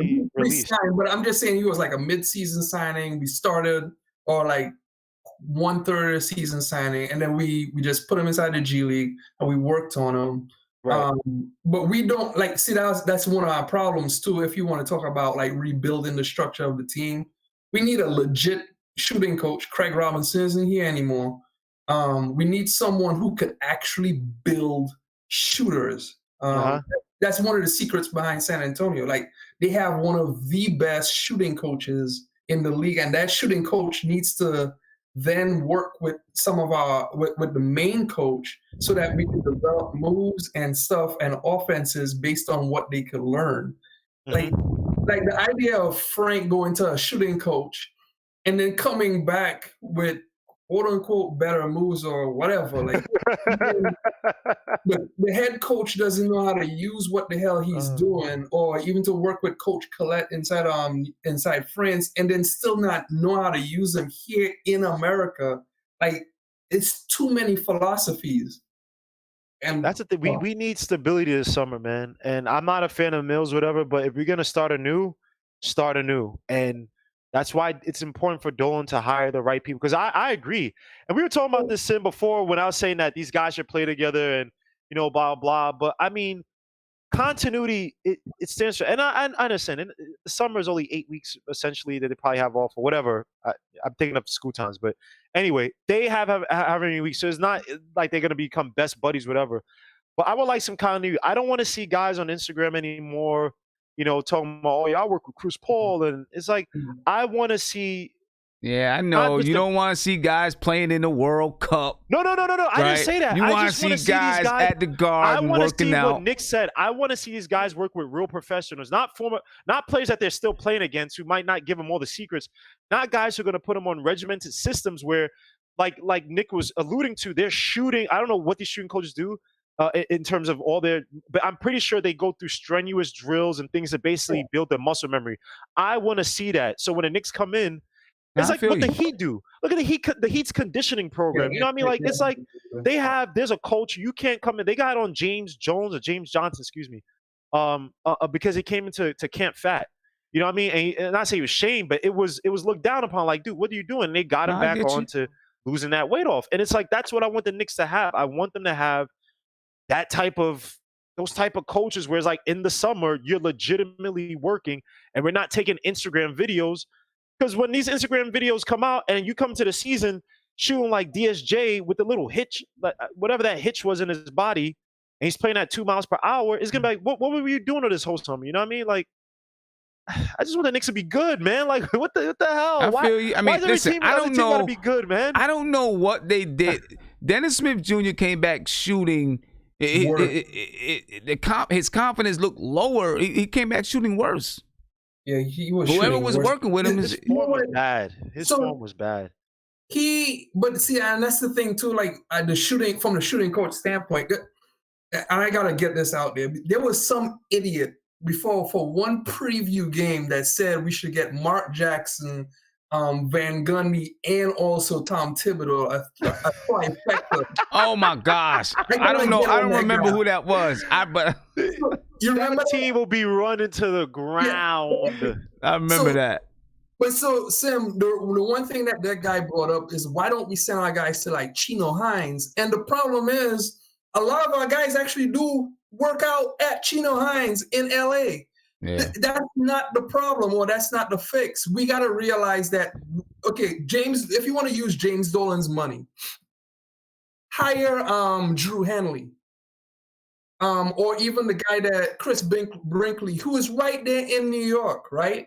Hire him. He's well respected. Put him on the staff, and then make him work with like Mike Miller, whoever the hell the coach is, and create regimens and plays that brings those players out and make them better. Like it makes no sense that I send this guy in the offseason to work with whoever the hell they're working with, and then I come back and I run plays that doesn't even use any of the skills. And I'll give you another example.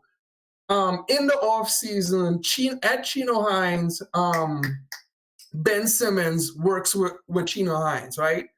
Comes back to Brett Brown's system, and the whole offseason, all you can see is Ben Simmons doing pick and roll jump shots, just from the pick and roll. And Brett Brown does not run a pick and roll system. It makes no goddamn sense. Like, you can't do that. Like, what are you working on? Now, like a guy you brought up, Chris Brinkley, he used to work with the Knicks, right? He used to work with the Knicks. I don't think he's got his thing going on. I don't think he's ever coming back. But I get what you're saying. Nah, I feel you, man. I get it. But yeah, with Dennis Smith Jr., man, we'll see. I think he's gonna end up getting traded somewhere. He might end up getting traded. He might end up being gone. Help us out. Where? I don't know where, man. I don't know. I don't like the hope in your voice, man. Bobby Portis may end up getting traded, though. He may. A few teams, I guess, inquired about Bobby Portis too. You know, Marcus Morris. Teams inquired about Marcus Morris, and a couple teams inquired about Bobby Portis, or had some interest in Bobby Portis. You know, what's his contract again? By 2 Bobby years. Portis makes $15 million this year. $15 million. Oh, they gave him a $15 million contract. And who would you have to give up another? And he's 1-1, right? Yeah, he's 1-1. Yes. Yeah, So yes. you give up a. I don't know how the hell that works. Would you have to give up you have to give up a 2-year then, right? You'd have to match it, or no, what do you mean? No, they don't have. If you want to trade for Portis, Bobby Portis makes $15 million this year, and then there's a team option for next year that's $15.7 million. So you know the Knicks would have to trade him for obviously matching salary, and they would hope that they're not bringing back more salary. The problem with these contracts is that teams that might want these players, they might want to say, well, here, take back some salary. Because like if to trade Bobby Portis, Marcus Morris, he's a better player. To trade Bobby Portis, right? They might want, they might say, if you want a first round draft pick, then you got to take some salary. Gotta take on, yeah. Right? You want a first round draft pick for Bobby Portis? Then here, we're gonna give you some salary. Oh yeah, that's never. I think you meant I think you're gonna say second rounder, but we have to do stuff like that because we have to stack our deck. Like we gotta build up a certain amount because let's say we trade Bobby Portis for a second round pick. You trade Marcus Morris for a first round pick. As hard as those things might be, and we take on salary, we could easily sit here and say it's only going to be 1 to 2 years, depending on the players that we take back, that is going to actually set us back from. We're not competitive in the next 2 years with the team as is. It doesn't matter. We could just go ahead and just take on salary. It does not matter. Well, I mean, you could. I mean, you're right. You could, especially there's no one available for 2020. And even if you're going to make a run at Brandon Ingram, there's probably still a way you could take on if you had to take on $15 million and still be able to make a run at Brandon Ingram. You could do that as long as it doesn't go past 2021. 2020. To me, it's probably no harm, no foul. Mm-hmm. If you pick up someone who goes into 2020, it's probably no harm, no foul. So, and Brandon Ingram is another restricted free agent, just like Malcolm Brogdon. Yep, we can make the same type deal, or like that same type deal that I'm talking about. You overpay for a guy that has progressively gotten better, but we have to clean up some things. Like Marcus Morris and Brandon Ingram will not work. It just will not work. It doesn't make sense. Right. And Brandon Ingram is a lot more, no offense to Brogdon. Brogdon's still solid as hell, but Brandon Ingram is the type of guy I think you can, in terms of developing and all that stuff with the team and stuff, obviously, as long as he's not a head case, he's not pulling like Antonio Brown stuff, but that's a guy I think you could build around even better than Brogdon. So we talked about yesterday, I would definitely go after Brandon Ingram. That guy, the way he's developing, and it's just that he kind of got stifled with the Lakers because of like their difference in philosophy and how they wanted to build around. Yeah. Brandon Ingram he might be the real deal, like legit. He might be a top 10 player in the next 3-4 years. He might. And it's going to be interesting, man. I am like you guys. I do want to hear something. I would like to hear something happening. Now, if something's going to go. Actually, I don't want anything to go. I kind of want to be cool, but I understand. The Knicks aren't going to do that. They're probably going to. They're going to make some moves, and I know they're talking, and I just don't want them to do anything crazy. But wait, hold up, Sim. Isaiah, wake up, man! I can hear you snoring, Isaiah, bro. You were. What the? It sounded like windshield wipers, man. You can hear it, man. This dude. I'm glad I got him muted. Good. Don't need anybody hearing that. King E161 said, "How would you feel if the Knicks hired an analytics GM?" How would you guys feel about that? If they hired someone, a GM that really does a lot of analytics and that's how they build their team, how would y'all feel about it? I'm not necessarily for that because I think we've seen it, especially in the NFL. But this whole analytics craze, you know what I mean? You got guys like Daryl Morey who are never going to win because they live by that stupid just shoot the three and live by it. That crap's not going to work. I don't know if you saw that video by I can't remember the damn thing. I'm sub to it, but it's called Basketball something. And they broke down how like Carlisle and the Mavs basically have taken out the post game, especially from Porzingis, and it's basically Luka does whatever he wants and everybody else better shoot a three, and that system's not going to work. You saw in the championship when you have a guy who can play inside out, and a guy like Kawhi Leonard, obviously he's a superlative talent, but you know they had guys who also contribute to posts like Gasol, Ibaka. You know, basketball is not a game where it's just type in a bunch of numbers, spit me out some projections, and then I'm gonna tell a bunch of humans to play that way. Basketball doesn't work that way, bro. So I want us to have an analytics system. I want us to have a truly built out one, but you need guys who can man coach, who knows how to relate to players to get the best out of them, not just rah rah rah like Fizdale. Yeah. It looks like we lost him.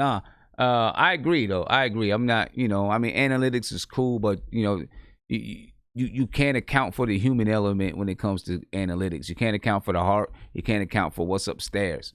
You know what I'm saying? You can't account for those type of things. Well, I could make an argument for analytics in the sense that it allows you to see through the numbers. Like, it allows you to see, okay, how effective is this guy, especially in certain lineups, like to see the true effects. Like we had so many bad signings, Tim Hardaway Jr. Go down the line, we have had guys, if we had done an analytical approach to Joakim Noah, we would have said, well, no, this guy has always been injury prone. No, this guy has slowly depreciated year over year and has had less effect on a team every year. Yeah. Every single year. Yeah. So, I mean, you got to mix the two. The truth is always in the middle. You got to mix the two. Yeah, exactly. I agree. Got to mix the two. Ladies and gentlemen, do me a favor. Subscribe to the channel. If you haven't subscribed to the channel, please do so. Subscribe to the channel. Ring that notification bell. You'll be notified anytime I go live, drop a video, post to my community section. You guys know how everything goes. You guys know what I'm saying. All right. I do want to ask you guys this. Hopefully RJ Barrett's going to be okay. I want, you guys think RJ Barrett's going to be all right. Obviously tonight, RJ Barrett. Wow. He sprained his ankle They're going to tonight. check if it's a flagrant foul. Oh, he turned his ankle, Mike. Turned his right ankle badly, folks. When he went to go up. You can see RJ Barrett turned his ankle. He wanted to continue to play, but he could not continue to play. And, we hope that RJ Barrett is going to be, you see RJ Barrett right now getting ready to walk off the floor in the third quarter. Couldn't finish the game. The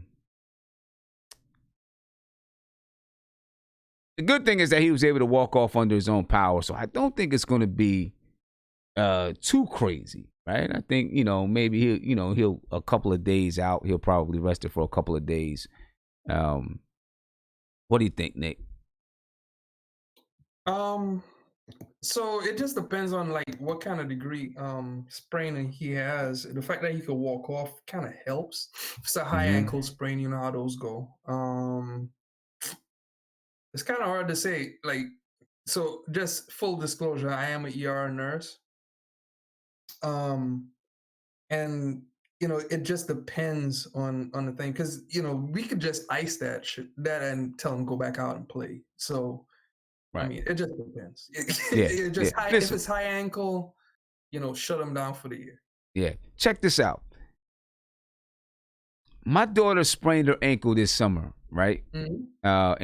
In an AAU game, she sprained it. No, actually, she didn't sprain it in a game. she sprained it working out with one of the local colleges. Okay. All right. She would, they would just, it was a pickup game. The local college would get other college players. Well, she's not in college, but get college players together. So she was there working out with them. She twisted the ankle. She likes to wear low tops, and she doesn't want to wrap her ankles. Okay. All right. So, she twisted her ankle up. She was down for about a week. She couldn't practice. We went to a huge AAU tournament. She was determined to play in that tournament. And it's a good thing because after that tournament, we had a bunch of coaches call us with interest for her. Right. But she played in that tournament, and then she had to go get a physical because she was going to play soccer. When she went to get the physical, her ankle was still swollen up pretty big. And they said, no, we need you to go to your regular physician because we're not comfortable clearing you to play. We go to the regular physician, and she says, I'm not comfortable clearing you to play. We need you to go see this specialist. And I'm like, oh, my gosh, I've been through a million of these. I know exactly what it is, right? Mm-hmm. She just needs to rest it. It's going to take a while for it to, it's going to take a while for the swelling to go down because she played on it. She went to a couple of camps and she played on it. So it's going to take a while. Yeah. So then we go to the specialist, the orthodontic, whatever, orthopedic. We go to him, and she mentioned something about her knee. So now he sends us, he's like, oh, I don't like the fact that you sprained your ankle 2 times before. I'm like, yo, she plays basketball. She's going to sprain ankles, right? Mm-hmm. He said, so I want to make sure that this isn't going to be a chronic problem. He sends us to get an x-ray on her knee and her ankle, right? One quick question. Is it the same knee as the ankle? No. Okay, go ahead. No. Well, it's because her knee, what happened with her knee is she banged her knee on the floor one time, right? Gotcha. So they send us to him. No, I'm sorry. They got an x-ray, and then she got an MRI on both of them, right? Come back to him. He looks at it, and he says, it looks like it's kind of high. I'm not sure how to treat this. I'm like, oh, my gosh. So then he sends us to somebody else that's supposed to be higher grade than him, right? Sends us to him, and he says, he twisted a couple times, and the same thing that I told her, he said, you can play on it if you want to play on it. It's going to hurt you a little bit. It might still swell up. Just make sure that you keep it wrapped and you ice it and you take some aspirin to help the pain go away when it's hurting. But you can go ahead and play in the camp, and you can go ahead and play for the season. I'll write the letter to clear you. I was so mad. I mean, obviously, I was happy that she was cleared to play, but I was so mad because it cost us $2,000 to get the x-rays and the MRIs, and then we get, to the big guy, and he's like, you're good. I was so hot. $2,000, man. $2,000. Yeah. So the big thing in those, it always boils down to going to sports specialists. Like most people, your primary, they just handle normal people. You got to go to sports specialists because they are accustomed to high, like overuse injuries, like basketball injuries and stuff like that. In this particular case, I would have told you from the get-go, any ankle sprain, as long as you don't have a broken bone, as long as you know it's not a high ankle, and even if it is a high ankle, I would just tell you ice Motrin, rest for a week. If you still could walk and rest and keeping your foot elevated, that takes down the swelling like immediately. The moment you put pressure on it, if they wanted, they could have actually put her in a walk-in boot. That would have taken away some of the pressure. Right. And just give her a week off. And then from there, if you evaluate and you feel like, okay, she could walk again, test her out with running. And then from there, you could see things change, or you could see, well, yeah, I could get back on the court, because it's all about her. All those specialists, they can't tell you anything about what's inside your body. Like they could look at it and get an evaluation of it, but for the most part, they can't tell you what's going on inside your body. Right. Unless it's like absolutely broken, a torn ligament or something like that. They can't Not with a sprain. Yeah. So yeah, I was heated, man, because Yeah, I would have been too. I was hot. I was like, man, and I told my wife, I was like, man, I don't like the way. I was like, I feel like this doctor knows this, like these guys, they know this person. Oh, you know what? So and so can use a referral. I'm gonna refer her over here. Now I'm gonna refer her there. I was heated because I'm like, we dropped $2,000 on what I see every single day, and what I've had time after time again, $2,000, but. Whatever. Let me get to Nate. Let me see what Nate's got to say, man. What's up, Nate? What's up, Sim? How you doing? I'm good. We kind of went off the whole, we're talking about the Knicks kind of interweaving everything. People are probably mad. I see, people are probably logging off like, man, what are they talking about? They're not even talking about the Knicks. Give you my observations. All right. Yeah, you're really, really low. I can barely hear you. I said, let me give you my observations of tonight. You hear me? Nah, man, you got to put some headphones in or something. I can't hear you at all. You hear me now, Sim? Yeah, that's better. Okay, I had to take it off my. I'm driving. That's why. Okay, so first off, man, this team has packed it in. I'll tell you why. Because Phoenix is one of the youngest teams in the NBA. Hell, they're younger than us, and we lose by 20 plus points at home, and they didn't even have Oubre in the game. That's pathetic. This team has no fight, has no energy, looks slow, looks old. I don't know, whatever you want to say. They just have no juice inside them. They look like they've packed it in for the season. Well, and they're just going through the motion. Yeah, they clearly didn't have it. They clearly didn't have it tonight, man. It's becoming a pattern, Sim. I mean, there's only certain games that maybe they get up for, and then they have these lackluster games, and it's just becoming a pattern every time. No defense, no offensive ball movement, just chucking up threes. I mean, it's just pathetic, man. It's really bad to watch. So that's one of my points. Frank Ntilikina needs to start again. Because I don't know what's up with Peyton, but that boy is just struggling. Like, Peyton looks like Ntilikina from last year when he was struggling with his confidence or whatever it is. His defense is bad, not really facilitating the ball. I mean, he's not a great shooter either. But I mean, I don't know why we have him out there starting, man. The thing is this: with either one of the players, either one of those guys, it's like you start to get diminishing returns the longer that they're a starter and things like that. It's either one of them because they're not perfect point guards. No. You know what I'm saying? No, totally. So, you start to get diminishing returns, and then that's why neither one of them. Obviously Frank is in his third year, but that's why neither one of them are at this point in their careers starting like legitimate starting point guards. Elfrid Payton, maybe he never will be. You know what I mean? Because you start to get diminishing returns the longer that they're starters. Totally understand, and that's why we need to get a point guard for the future to start for this team. But that being said, I see more energy from Frank. Even when he struggles, he still gives a damn and he still gets out there and plays. He's like one of our high energy guys on the outside of Mitch. The guy always plays hard. I never see Frank just playing lazy. He is always out there. Like I said, he plays like his job's on the line. His job is on the line. Well, it is on the line. It's definitely on the line. But I mean, he plays hard. I mean, I love seeing Frank out there. That's why the fans love him so much, because he goes out and gives it all he's got. Even if he can't shoot the ball, he's giving lobs to Mitch, playing defense. He's being active, and hey, at times he gets to the cup. I'm gonna say this until we don't have Frank anymore. I really do think he's starting to turn the corner. I really do. I'm starting to see more aggressiveness. I'm starting to see more confidence in him. I mean, I've seen more from him than I've seen in the last 2 years, or whatever, or how many years we've had him. I think this is by far his best year as far as confidence.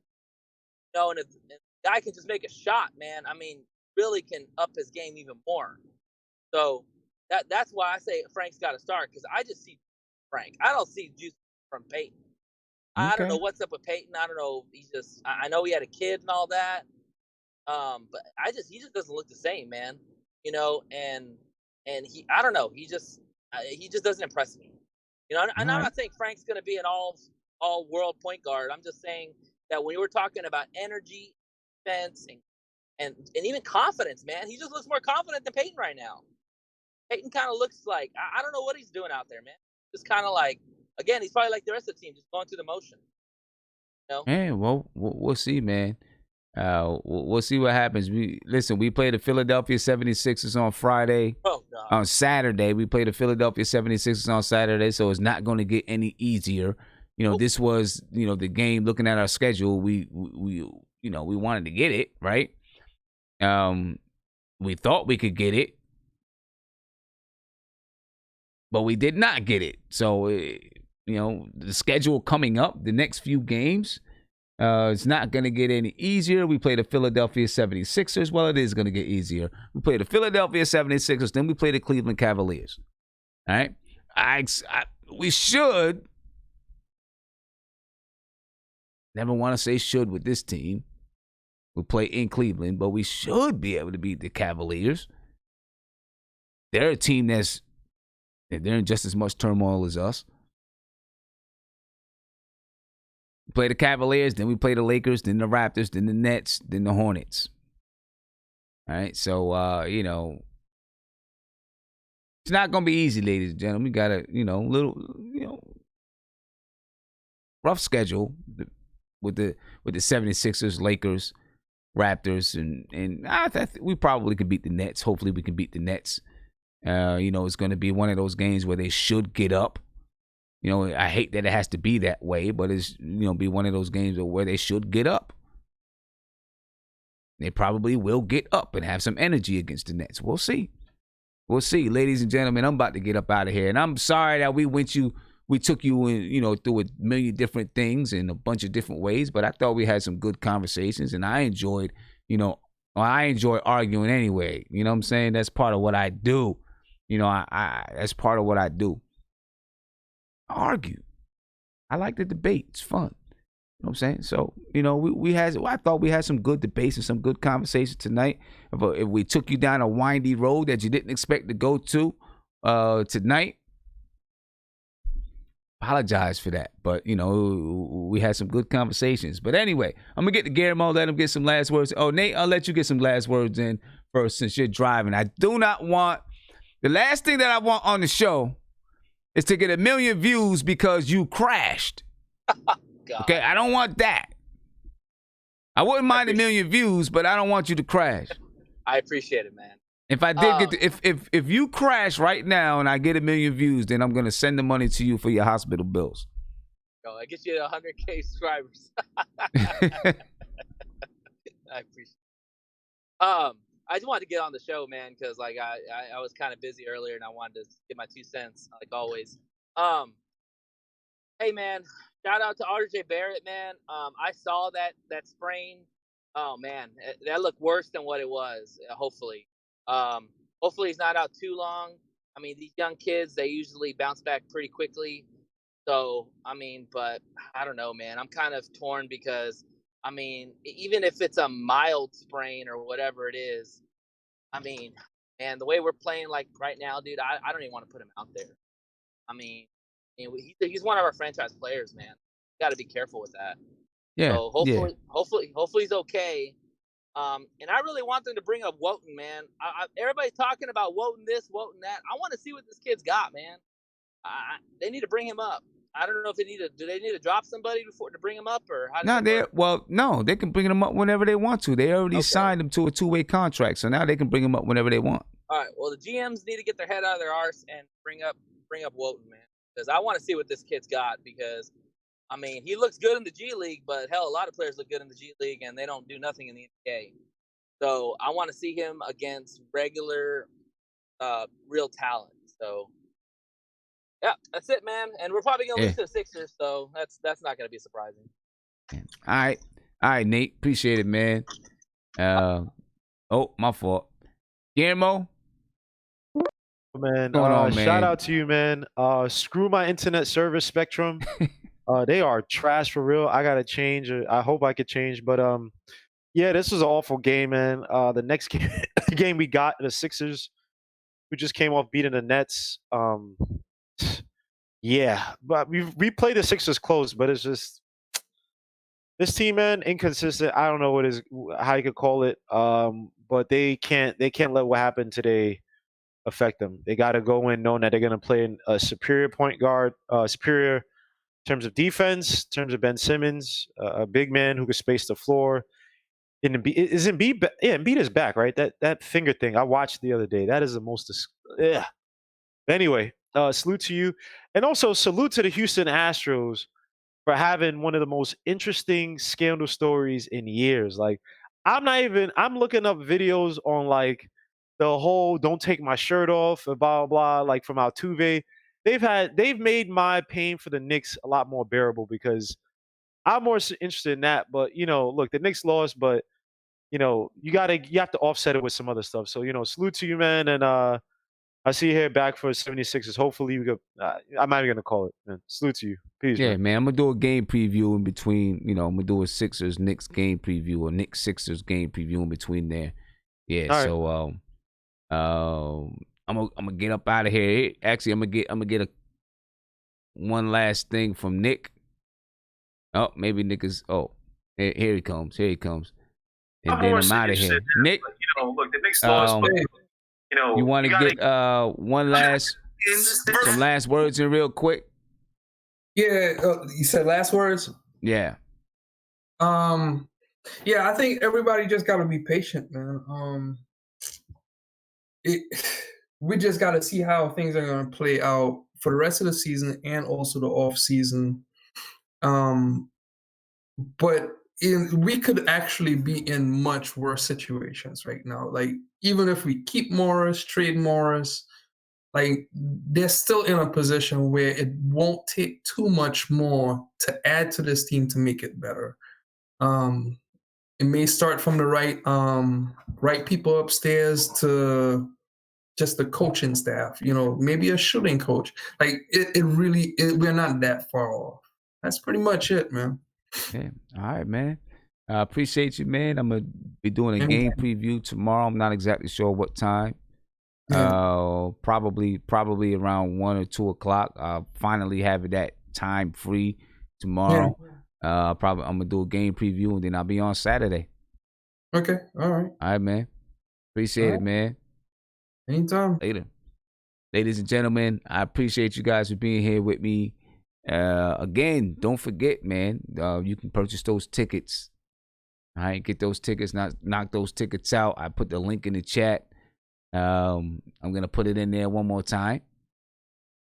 All right, and it tells you the whole thing. All right, January 26th, Section 214, row 6 is $98. You get courtside at shoot-around. Picture on the garden floor after the game. We'll do something as a group before the game and after the game. All right, so make sure you get those tickets. Take care of that right now. Big shout out to my man, Ghost Rider. Thank you for the super chat, man. I appreciate you for sure. Sincerely, I appreciate you, my man. Ladies and gentlemen, I'm out of here. Prayers up to RJ Barrett. Hopefully that ankle gets better. And like usual, if anything pops off, any kind of trade, any kind of movement or anything like that, I'll be on with it, man. But for now, I'm up out of here. And you guys have a good, happy Friday. And I'll catch y'all tomorrow. Deuce.